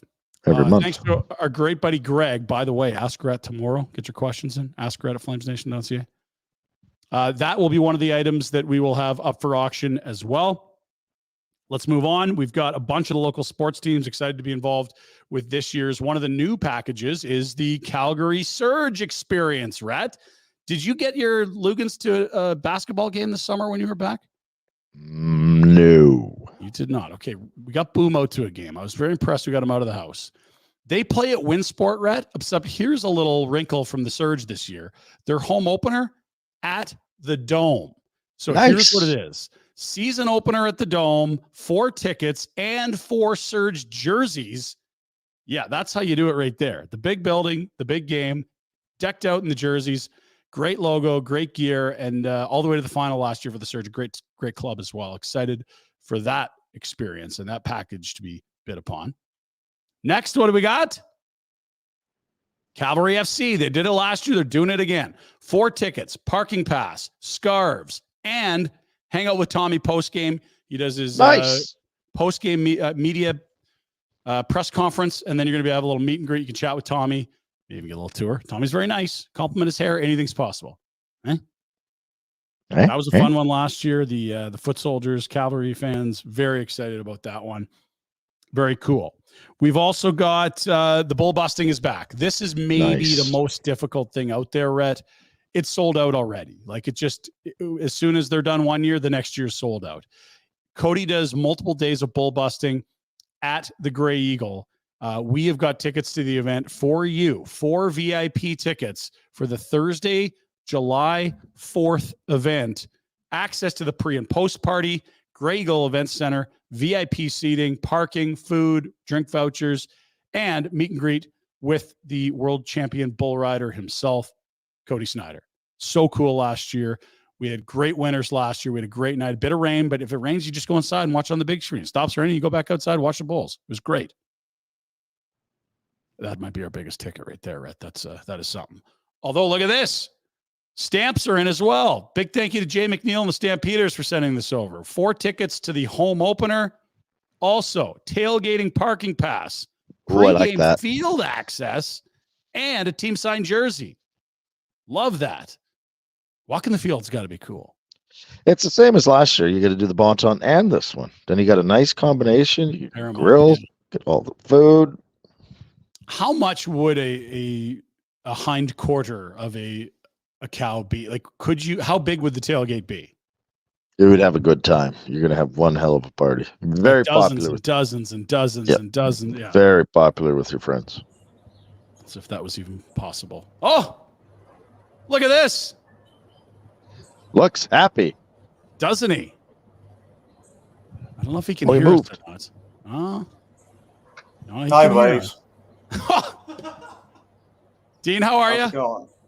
You sound great. So good. Yeah. Thanks. Yeah. Is that a shirt or you got a sunburn? How's it going, everyone?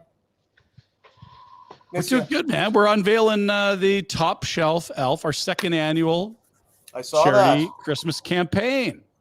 Yeah, awesome. Well done. Love it. And I know you love the Stampeders, so this would be one that you'd be pumped up for. Well, I have to worry about getting outbid, but last year Bender just edged me out, so I've got money saved up for this year. Nice. Yeah. Well, thanks for launching this thing. I don't want to get on the road. Keep going. You're doing great. Yeah, okay, good. I didn't know if you wanted to chat or hang out or go through with us. This is awesome. No, I saw you. I don't want to talk about the Flames in the Wild on a Tuesday or whatever it was, but I'll talk about this. Yeah. Okay. No, I'm happy to talk about this. Stamps are back. That's great. Now, Storewall is in as well. You're familiar with Storewall, Dean. Is it right that they've done some work with you at your place? Is that right? They have. Mike has come by and helped me out. I got my garage done a few years ago and got some Storewall. Retro, don't you have kind of the slat wall, store wall stuff going on in your garage? Oh yeah, the garage is. You go in a garage without that when you have it, and you're like, "What are you doing in this garage? This is what are you doing?" Yeah. If you want to be one of those guys where if you happen that the garage door is open and people walk by, it's like, gosh, your garage looks so great. How I wish mine was so. It's store wall because they have the slat wall and then you just get the hooks and everything. It helps organize. It's awesome. This is a great prize. Love it. Yeah. So let's get into the details a little bit here. You noted it. It's the stuff that goes right on the wall to help you organize your garage. We're talking different colors available, not to mention $500 worth of hooks, baskets, shelves, professionally installed within 75 clicks at Calgary. That's great. If you're Airdrie, you're Okotoks, you're good. Professional organizing of the hooks to suit your needs. Thank you to Storewall for jumping in. Walls that work, indeed. I'm embarrassed to have my garage door open, Dean. If I'm like getting hockey gear out of there, I have to do it very quickly and I don't show my face to anyone.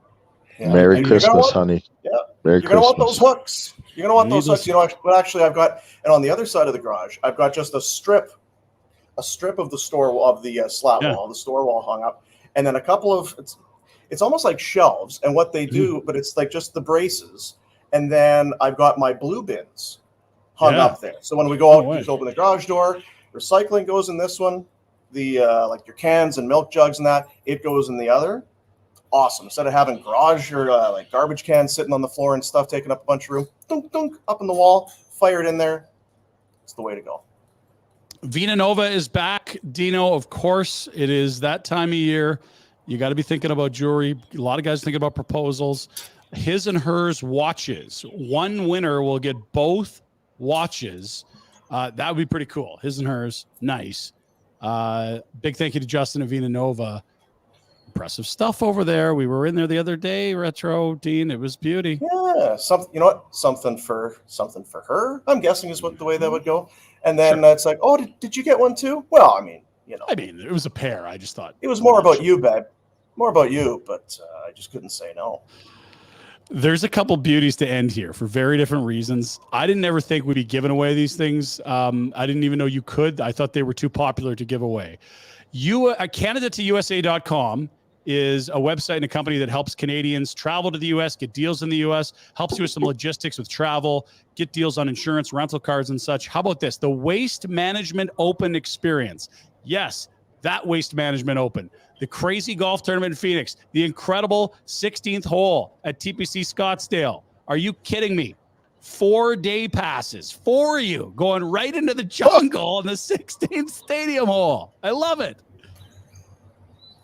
We had Hordichuk. This is Darcy Hordichuk's company. He and I think another couple other guys. And Rhett, they were talking to you about it. That time we had Darcy on. It's you come to the U.S. if you're living for a period, maybe you're summer, or you're spending the winter here. You're coming for a period of time. Whatever it is, they just make the transition a little bit easier as far as currency and just everything. They take care of all that stuff for you. Anyway, it was Hordichuk. We had him on the show the one day, and he said, "Yeah, I've got some tickets here." And somehow he's like the kingpin of Scottsdale. Somehow, He is, yes. He should have a reality show because I would watch it. Yes. But he's got this connection to so many things. He said, why don't I give you guys some tickets to Waste Management? We said, well, that'll be an unbelievable prize for the top shelf elf. So yeah, we did we kept them. We've had them in hiding for a few months. But here you go, a chance to get to the place to be at Waste Management. This is it. You know what it is? It's priceless. It's a priceless prize. And it's beyond golf. This is now a bucket list sport / entertainment event. It isn't about golf. Yeah. It's about one of the craziest things you could do at a sporting event. I love it. And you got to come up with you got to get costumes. You got to have a get up. Yeah. It's for you. You could do Super Troopers. You could be action heroes. There's lots of options, Dean. Yeah. Yeah. So this is very cool. This is awesome. Love that. Big thank you to Darcy and the folks at CanadaToUSA.com. And last for now. Now, we're going to be sprinkling in a few more over the next week and a half or so. But for now, look at this. Origin Brewing, our good pals out in Strathmore. How about this experience? A private tour of the malting and brewing facility. If you ever wonder how beer is made, you want to see how it happens, it's pretty cool. Also, taproom tasting for 6. And you'll be decked out with some Origin Malting and Brewing swag. They got some great gear, man. I'm telling you, their hoodies and T-shirts and hats, phenomenal stuff. And the tour and the tasting. All you got to do is figure out what hotel you're staying at in Strathmore. That's gonna be a good night right there. Yeah, or get the $100 Uber, right? Is that what it is? Yeah. Yeah, just get the $100 or $250 with tip, $250 round trip Uber, It's a hell of a and you'll have a hell of a time at the tap room. I love it. Big thank you to Origin. We've had a bunch of our guys that weren't familiar with Origin, and now that we've got the Barn Burner Blonde going and we've been talking about the great beer they make, they've gone out. People very excited. It's great beer. It's great people. It doesn't get better than that, Dino. So big thank you to Sterling and company out at Origin in Strathmore. So there it is. That is our first round of selections for the top shelf elf. We'll be live and ready to rock and roll on nationgear.ca. If not at this moment, in probably mere minutes, or I would think noon at the latest. Very, very cool, Dino, that we've got this off the ground again. Thank you for being a big driving force behind this thing in the first place. And we got a big number to chase this year. We're just shy of $21,000 last year.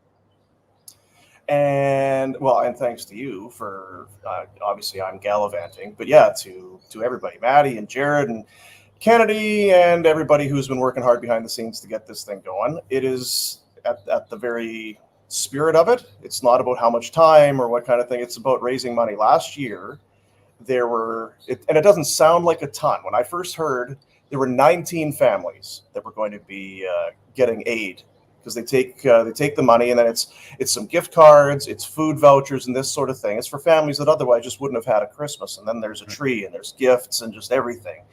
And when I heard 19 families, it's not nothing, obviously, but you think, okay, well, I maybe thought it would be more when you hear that there's hundreds of families. And then not long after that, we got a package sent to us from the families, and they were Christmas cards or letters. And to see then how many kids had written letters or talked about what Christmas meant to them because of that and everything, it was an emotional thing. We all kind of took a few minutes to look at those cards, and when you have that many people, that amount of letters, you realize it's not about how much. It's if you affect one family, if one family wakes up on Christmas with some presents and just feeling good about things, then it's worth it. So we appreciate all the sponsors for coming in. And for everybody that will put a bid here to nationgear.ca, just know that it is absolutely making a huge difference. And I think we will up that number again this year. And I think, as we talked about at the time, for those of us that are parents, it's got to be a helpless feeling, and we're all very fortunate. But to look at Christmas and think, I'm not going to be able to do anything. There's just not going to be gifts this year. As a parent who wants only the best for their kids, it's got to be heartbreaking. So you're giving gifts to the kids, but I would think that probably the greatest gift is for the parents that get to provide a Christmas for their kids that otherwise wouldn't have. So it's a great cause. We're happy to have Closer to Home back involved, and it feels like the right thing to do, and I think it is the right thing to do. So, buddies, we appreciate your help, and we're going to do a big number this year. Thanks to you guys.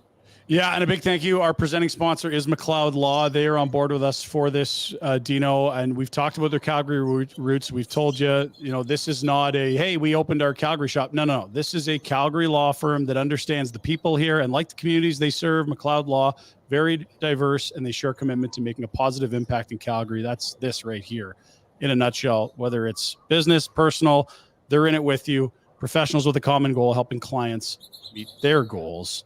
Thank you to McLeod Law, Peter and company for getting on and helping us launch the second annual. Good people, Great people. Better than us again. People. Yeah, better than us.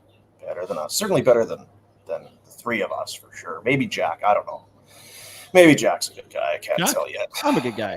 Are you? Just so people know, the link is live. I'm going to put it in the chat here. We'll be in the podcast and YouTube description, and we'll also be pushing it out on social after the show here. Thank you, Jack. That's awesome. I believe nationgear.ca is where you're going to start, but there'll be a link if you're watching live right now, or as Jack said in the show description, if you're streaming the program later. Dean, while I got you, we aired a video with you going back and I guess just revisiting your visit to the hearing loss clinic. I thought you did a great job with the video. It was cool how you sort of explained what sounds were missing. You can now hear these birds chirping in the background, right? They're twittering. They're twittering. Yeah, the birds are twittering. I don't have them in right now. I got my my other headphones in, but yeah, right. It's put the video together. It's what it is. Everything around you is different. the air tastes better. Air taste. Food smells better. Something like that. But no, it's if you've put off because geez, if I'm gonna have to wear here, I don't know. I got these things. It's like, you're wasting your time. You're missing out on time where you could just experiencing more conversations, better experiences, everything.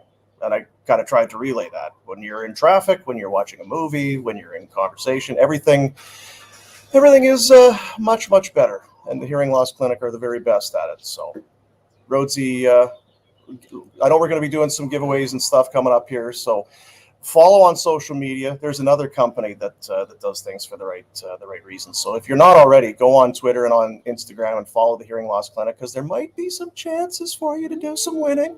Some other things coming up here before old Santa Claus comes sliding down the old chimney. That fat bastard. You made a great point too. Everyone's got things in their ears these days. It's like whether you're on the bus, walking your dog, at the gym, driving. Like, I guess right? probably not, Where do you like, go? Everyone's just got earbuds. Like, yeah, I don't think it's as isolating or as like, oh my gosh, people look like, no, maybe 20 years ago you might have felt that way, which is kind of a little silly, but now you're just fitting in if you got something on your ear. That's right. I don't even think I don't think even people look twice at all anymore. So yeah, all of those, you know what they are? Stigmas. Right. Get rid of them. Just get rid of all of them. So you know what? All the cool kids are wearing them. That's what I'll tell you. All the cool kids got their hearing aids in now. What time is it over there, Dean? You got a little glow on you. This is looking hot. We're 3 hours the other way. It's Prince Albert, Saskatchewan. I don't know if you guys have ever been here. Unbelievable. I mean, can you get a load of what's going on here? See, I thought it was a theme room at West Ed for sure, but I'm way off. Yeah, it's a green screen. Yeah, it's a green screen. No, I'd heard all kinds of terrible things. Rhett, you've been to Prince Albert a bunch of times. You told me the place was a shithole. I love it. Wow, we try to keep it hidden. We don't want people, a bunch of idiots ruining it. I thought we were pals. I thought you'd have let me in on this. I'd have been coming here every year. So, Prince Albert, why wouldn't you? No, we're 3 hours the other way, so we're just coming up here on 9 a.m. How's the fam? Everyone enjoying it? Good start to everyone's good. Well-deserved time off? Yeah, everyone's good. Nothing really too exciting to tell you about yet. We went snorkeling yesterday. Yeah. Got a snorkel. Snorkeling. And we might be doing more some night snorkeling coming up on the weekend. Yes. Luminescent. Snorkel. Yes, manta rays or something. Manta rays. Wow. Can they kill you? Manta rays are those the killing kind? Anything can. The crocodile hunter, wasn't it? Wasn't it a ray that got the crocodile hunter? Look out, boom. Yeah, it's a stingray. Is that the same thing? A ray is a stingray. Stingray's kind of ray. Didn't they have those at the Calgary Zoo? You could come in and you could go in and touch the stingrays or the manta rays or whatever, and they were there for about 9 days, and then somebody got sick or one of them died, and they had to wheel them out, kind of like the pandas or whatever it was. Yeah, no, don't need that. Can't have anything nice. Fucking zoos. God. So yeah, I think we're gonna go. I'm gonna have a manta ray kill me on the weekend. So that's also. It's a good way to go. Yeah, we've had a good run. Yeah, what the hell? What's up with so Markstrom? I leave town. I've been gone for a few days. Markstrom got his hand cut off last night. They were terrible. Like as terrible. bad I watched as they've been all year, maybe. Now, do you think how's the viewing time over there? Is that a good time to watch a game? Mid-afternoon, happy hour kind of thing?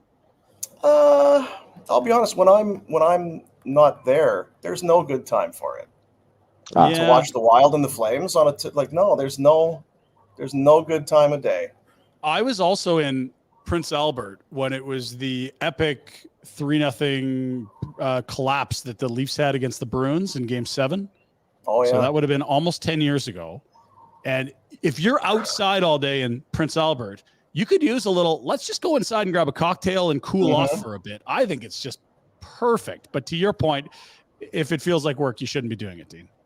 I can't advise that as your physician. I'm going to encourage you not to do that. So is the Gauntlet run officially back on now? So are we back? It's 500. They're 3-3. They're 3-3. Must win scenarios. You know what though? Biggest crowd of the night. Wolf coming in for Vladar. There's the Gauntlet run for you, Dean. Look at that now. I mean, oh boy. And isn't New Jersey, they've kind of turned it around, right? They haven't got the goaltending side figured yet. They won 6-5 last night and allowed 3 in a row. to tie the game after having a huge lead. Carolina's no fun. Colorado's good.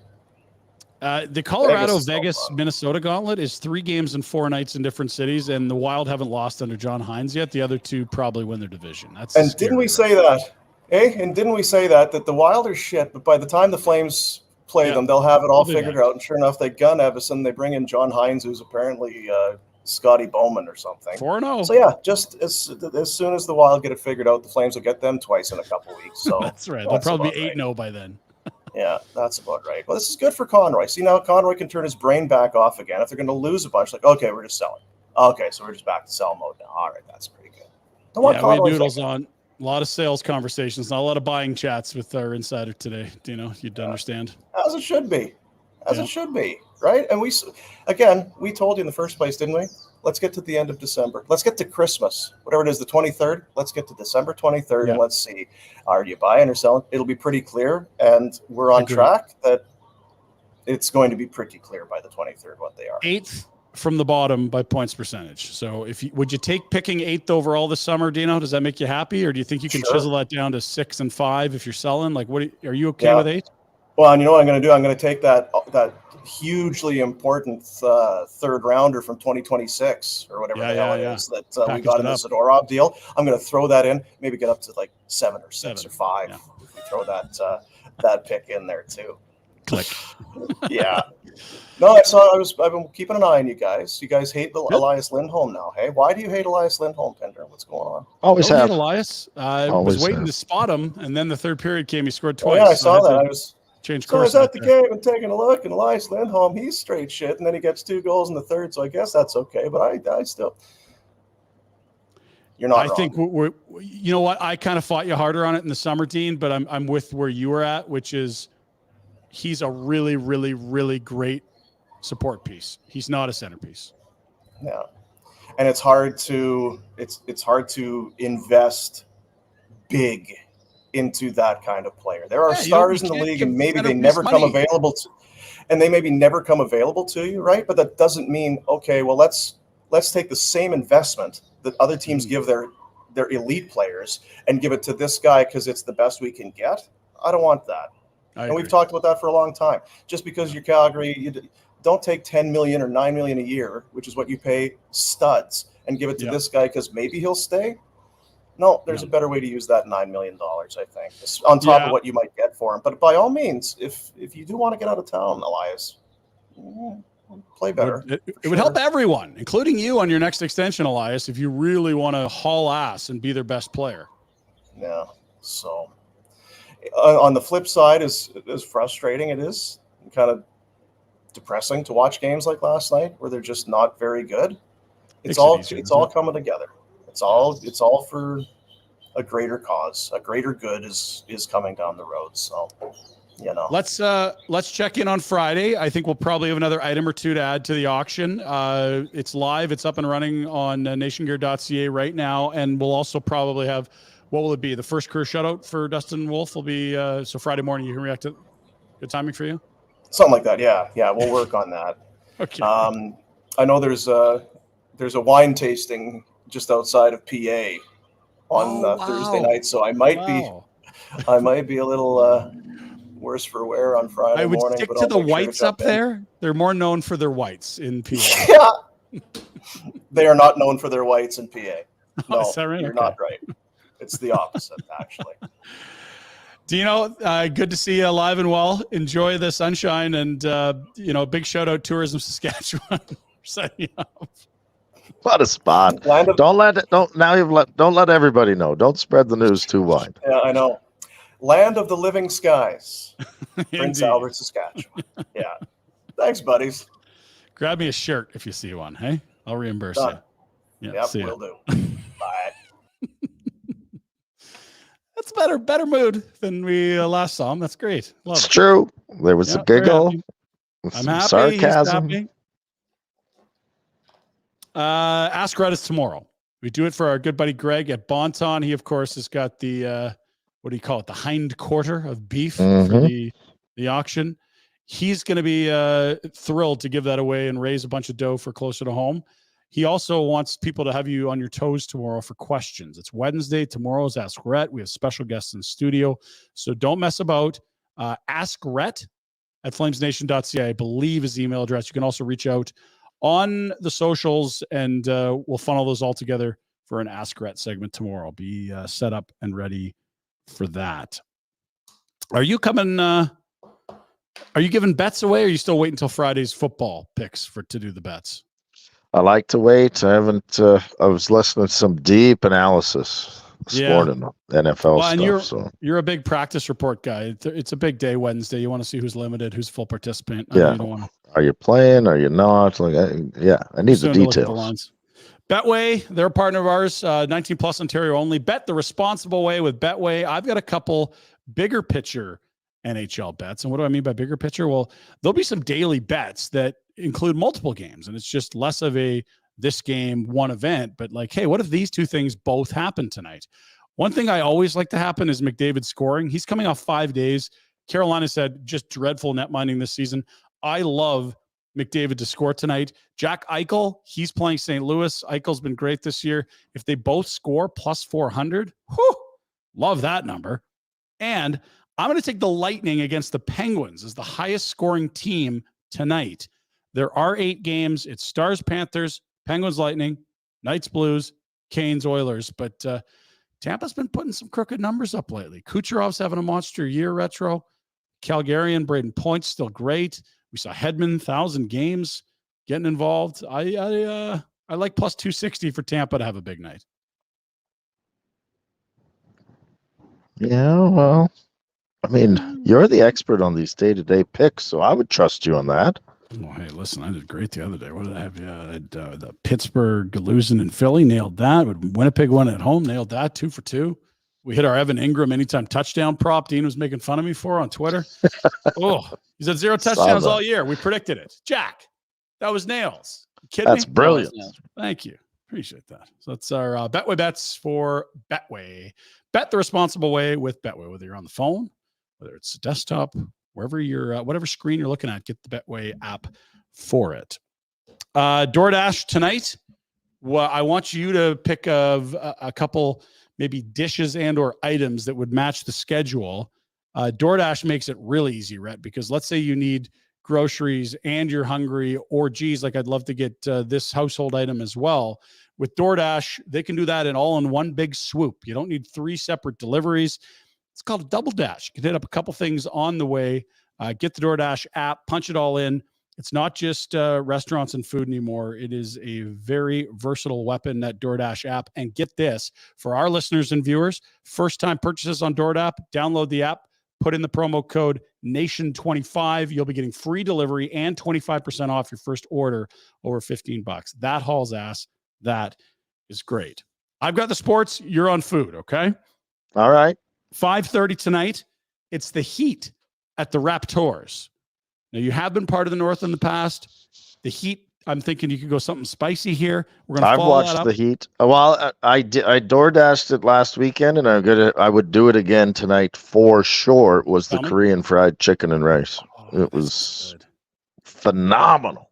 Now, is there a level of spice there? What are we talking? What is it? Are we like I think you could choose. I don't remember what I did. Usually I go medium the first time I order from a place because I don't know what, what I mean? Every place can be a little bit different. So I usually go medium to get established and then work off of that. Yeah. And so now that you've done it, would you go to hot or keep it at medium? I would go up one. Yeah. Okay. Very good. That's your appetizer, first course, let's call it. The second one on what's on the menu is the Canes in Edmonton. A lot of time off for the Oilers, and the exact opposite for Carolina, who will be playing their second time of a 3-4 stretch. So this is the first half of a back-to-back for the Canes. They've been getting shitty goaltending. They got to figure that out. Maybe they're in town. They could kick the tires on a very lightly used Take a guy with you. Yeah, why not? Take a guy with you. Plane's already there. Save some bucks. Dundon, come on. You listening? That's 7:30 start up from the cultural capital. Oilers slight favorites there. And I'm definitely going with a cheesecake at that point. Oh, I like what you've done there. Yeah. Okay. Love cheesecake's going to help balance the heat, right? Anything settle things down a little bit. I love cheesecake. Give me some cheesecake. You were in town and you didn't steal that huge thing of cheesecake. I know I should have. There's still some in the fridge. What's our best before timeline on a cheesecake? That's a good question. I don't know. I say Jack, test it out for us. Jack, could you hammer a slice for us today? Just see. Let us know. We need him at work tomorrow. He's got a big day tomorrow. He's got Afterburner and the main show. Yeah, there's lots going on tomorrow. I'll do it tomorrow. Yeah, okay. During Afterburner, we'll get him to hammer slice. Can't have him sick tomorrow. Very good. A reminder, Nation 25 is that code. Download that DoorDash app. Not just meals, fellas. You want flowers? You need deodorant? Yeah. I don't know what kind of pickle you're in, but they can help you at DoorDash. Get the app, Nation 25, the promo code for 25% off and free delivery of your first order of over $15. Love to see that. Not much left to do here, Rhett. No, and my phone's dying, so if we're wrapping it up, that's probably a good time. That's a wrap. We'll see you tomorrow. We told you about the Hugheses last night, combining for 6 points. If there was a more famous hockey family, if, hypothetically, we would have them in studio tomorrow. Gonna need you with a fully charged phone and or computer. Hard to find. I might bring my computer, yeah. Yeah, that's probably a really good thing to do. Final thought, Rhett, before we say goodbye. Anything else that's front and center? I need you to charge up. You got practice today? You're at the rink? At the rink already, doing this, doing that. I got sniffly kids at home. Apparently, illness is about town right now, so lots of that going around. Yeah. Best of luck with the day. We'll see you tomorrow. This episode is sponsored by BetterHelp. Give online therapy a try at betterhelp.com/FlamesNation. That's betterhelp.com/FlamesNation and get on your way to being your best self. Hey, the holidays are coming, which means all kinds of great things, but it can be a stressful season as well. And it might not be as fun for everyone necessarily as it looks when it's on the calendar. In-laws, political debates, talking about religion at dinner. Come on now, people. Play by the rules. It can be stressful as well. So what online therapy can do to help is give you a bit of a map. Okay, if we know there's going to be some issues cropping up, what kind of plans can we build? What kind of strategies and coping skills can we build to help you become the best version of yourself in this celebratory but often stressful time of year? We always have gifts for other people. What about a gift for yourself? How about online therapy? That's where, look, we're very, very worried about making sure we show everyone else how much we care about them. Take care of yourself in this busy season as well. The best thing I think about BetterHelp is its flexibility. Whether you have weird hours at work, you don't like traveling, it's not a great time of year to be commuting in your car. Super flexible. Everything's online. Pick the time of day you want. And even better than that, they're going to fit you with a therapist that their strengths are in your areas of need. So it's a great fit. And if for some reason it isn't, you can always switch with no added charge at all. They've got a questionnaire for you. That's going to help them find the right therapist for you to get online and to be the best version of yourself with those new coping strategies you're going to build. Make your brain your friend. Be the best version of yourself with BetterHelp. Visit betterhelp.com/FlamesNation today to get 10% off your first month. That's BetterHelp, HELP.com/FlamesNation. Jacko, links up and live. We can do a website scroll tomorrow, see how things are moving along. We'll have some added items in there. We're super excited to be partnered back up with Closer to Home, trying to get to that $21,000 level. These packages are phenomenal. Some of these things just you can't buy. There is no price great gifts for people. Big time. And we will have them all sorted out before we get to Christmas time, because we got to have the cash in the hands of the charity by then anyway. Nationgear.ca, check it out. And we have a link as well just for cash donations. We'll have some prizing for cash donations as well. If you're like, you know what, I love all these packages, they're a little out of my price range, but I do have $20 to donate, that's great as well. It's all there at nationgear.ca. Thanks for making us be able to do this, fellas. Thanks for helping us raise money with our second annual Christmas charity. We'll see you tomorrow. Thanks, buddies.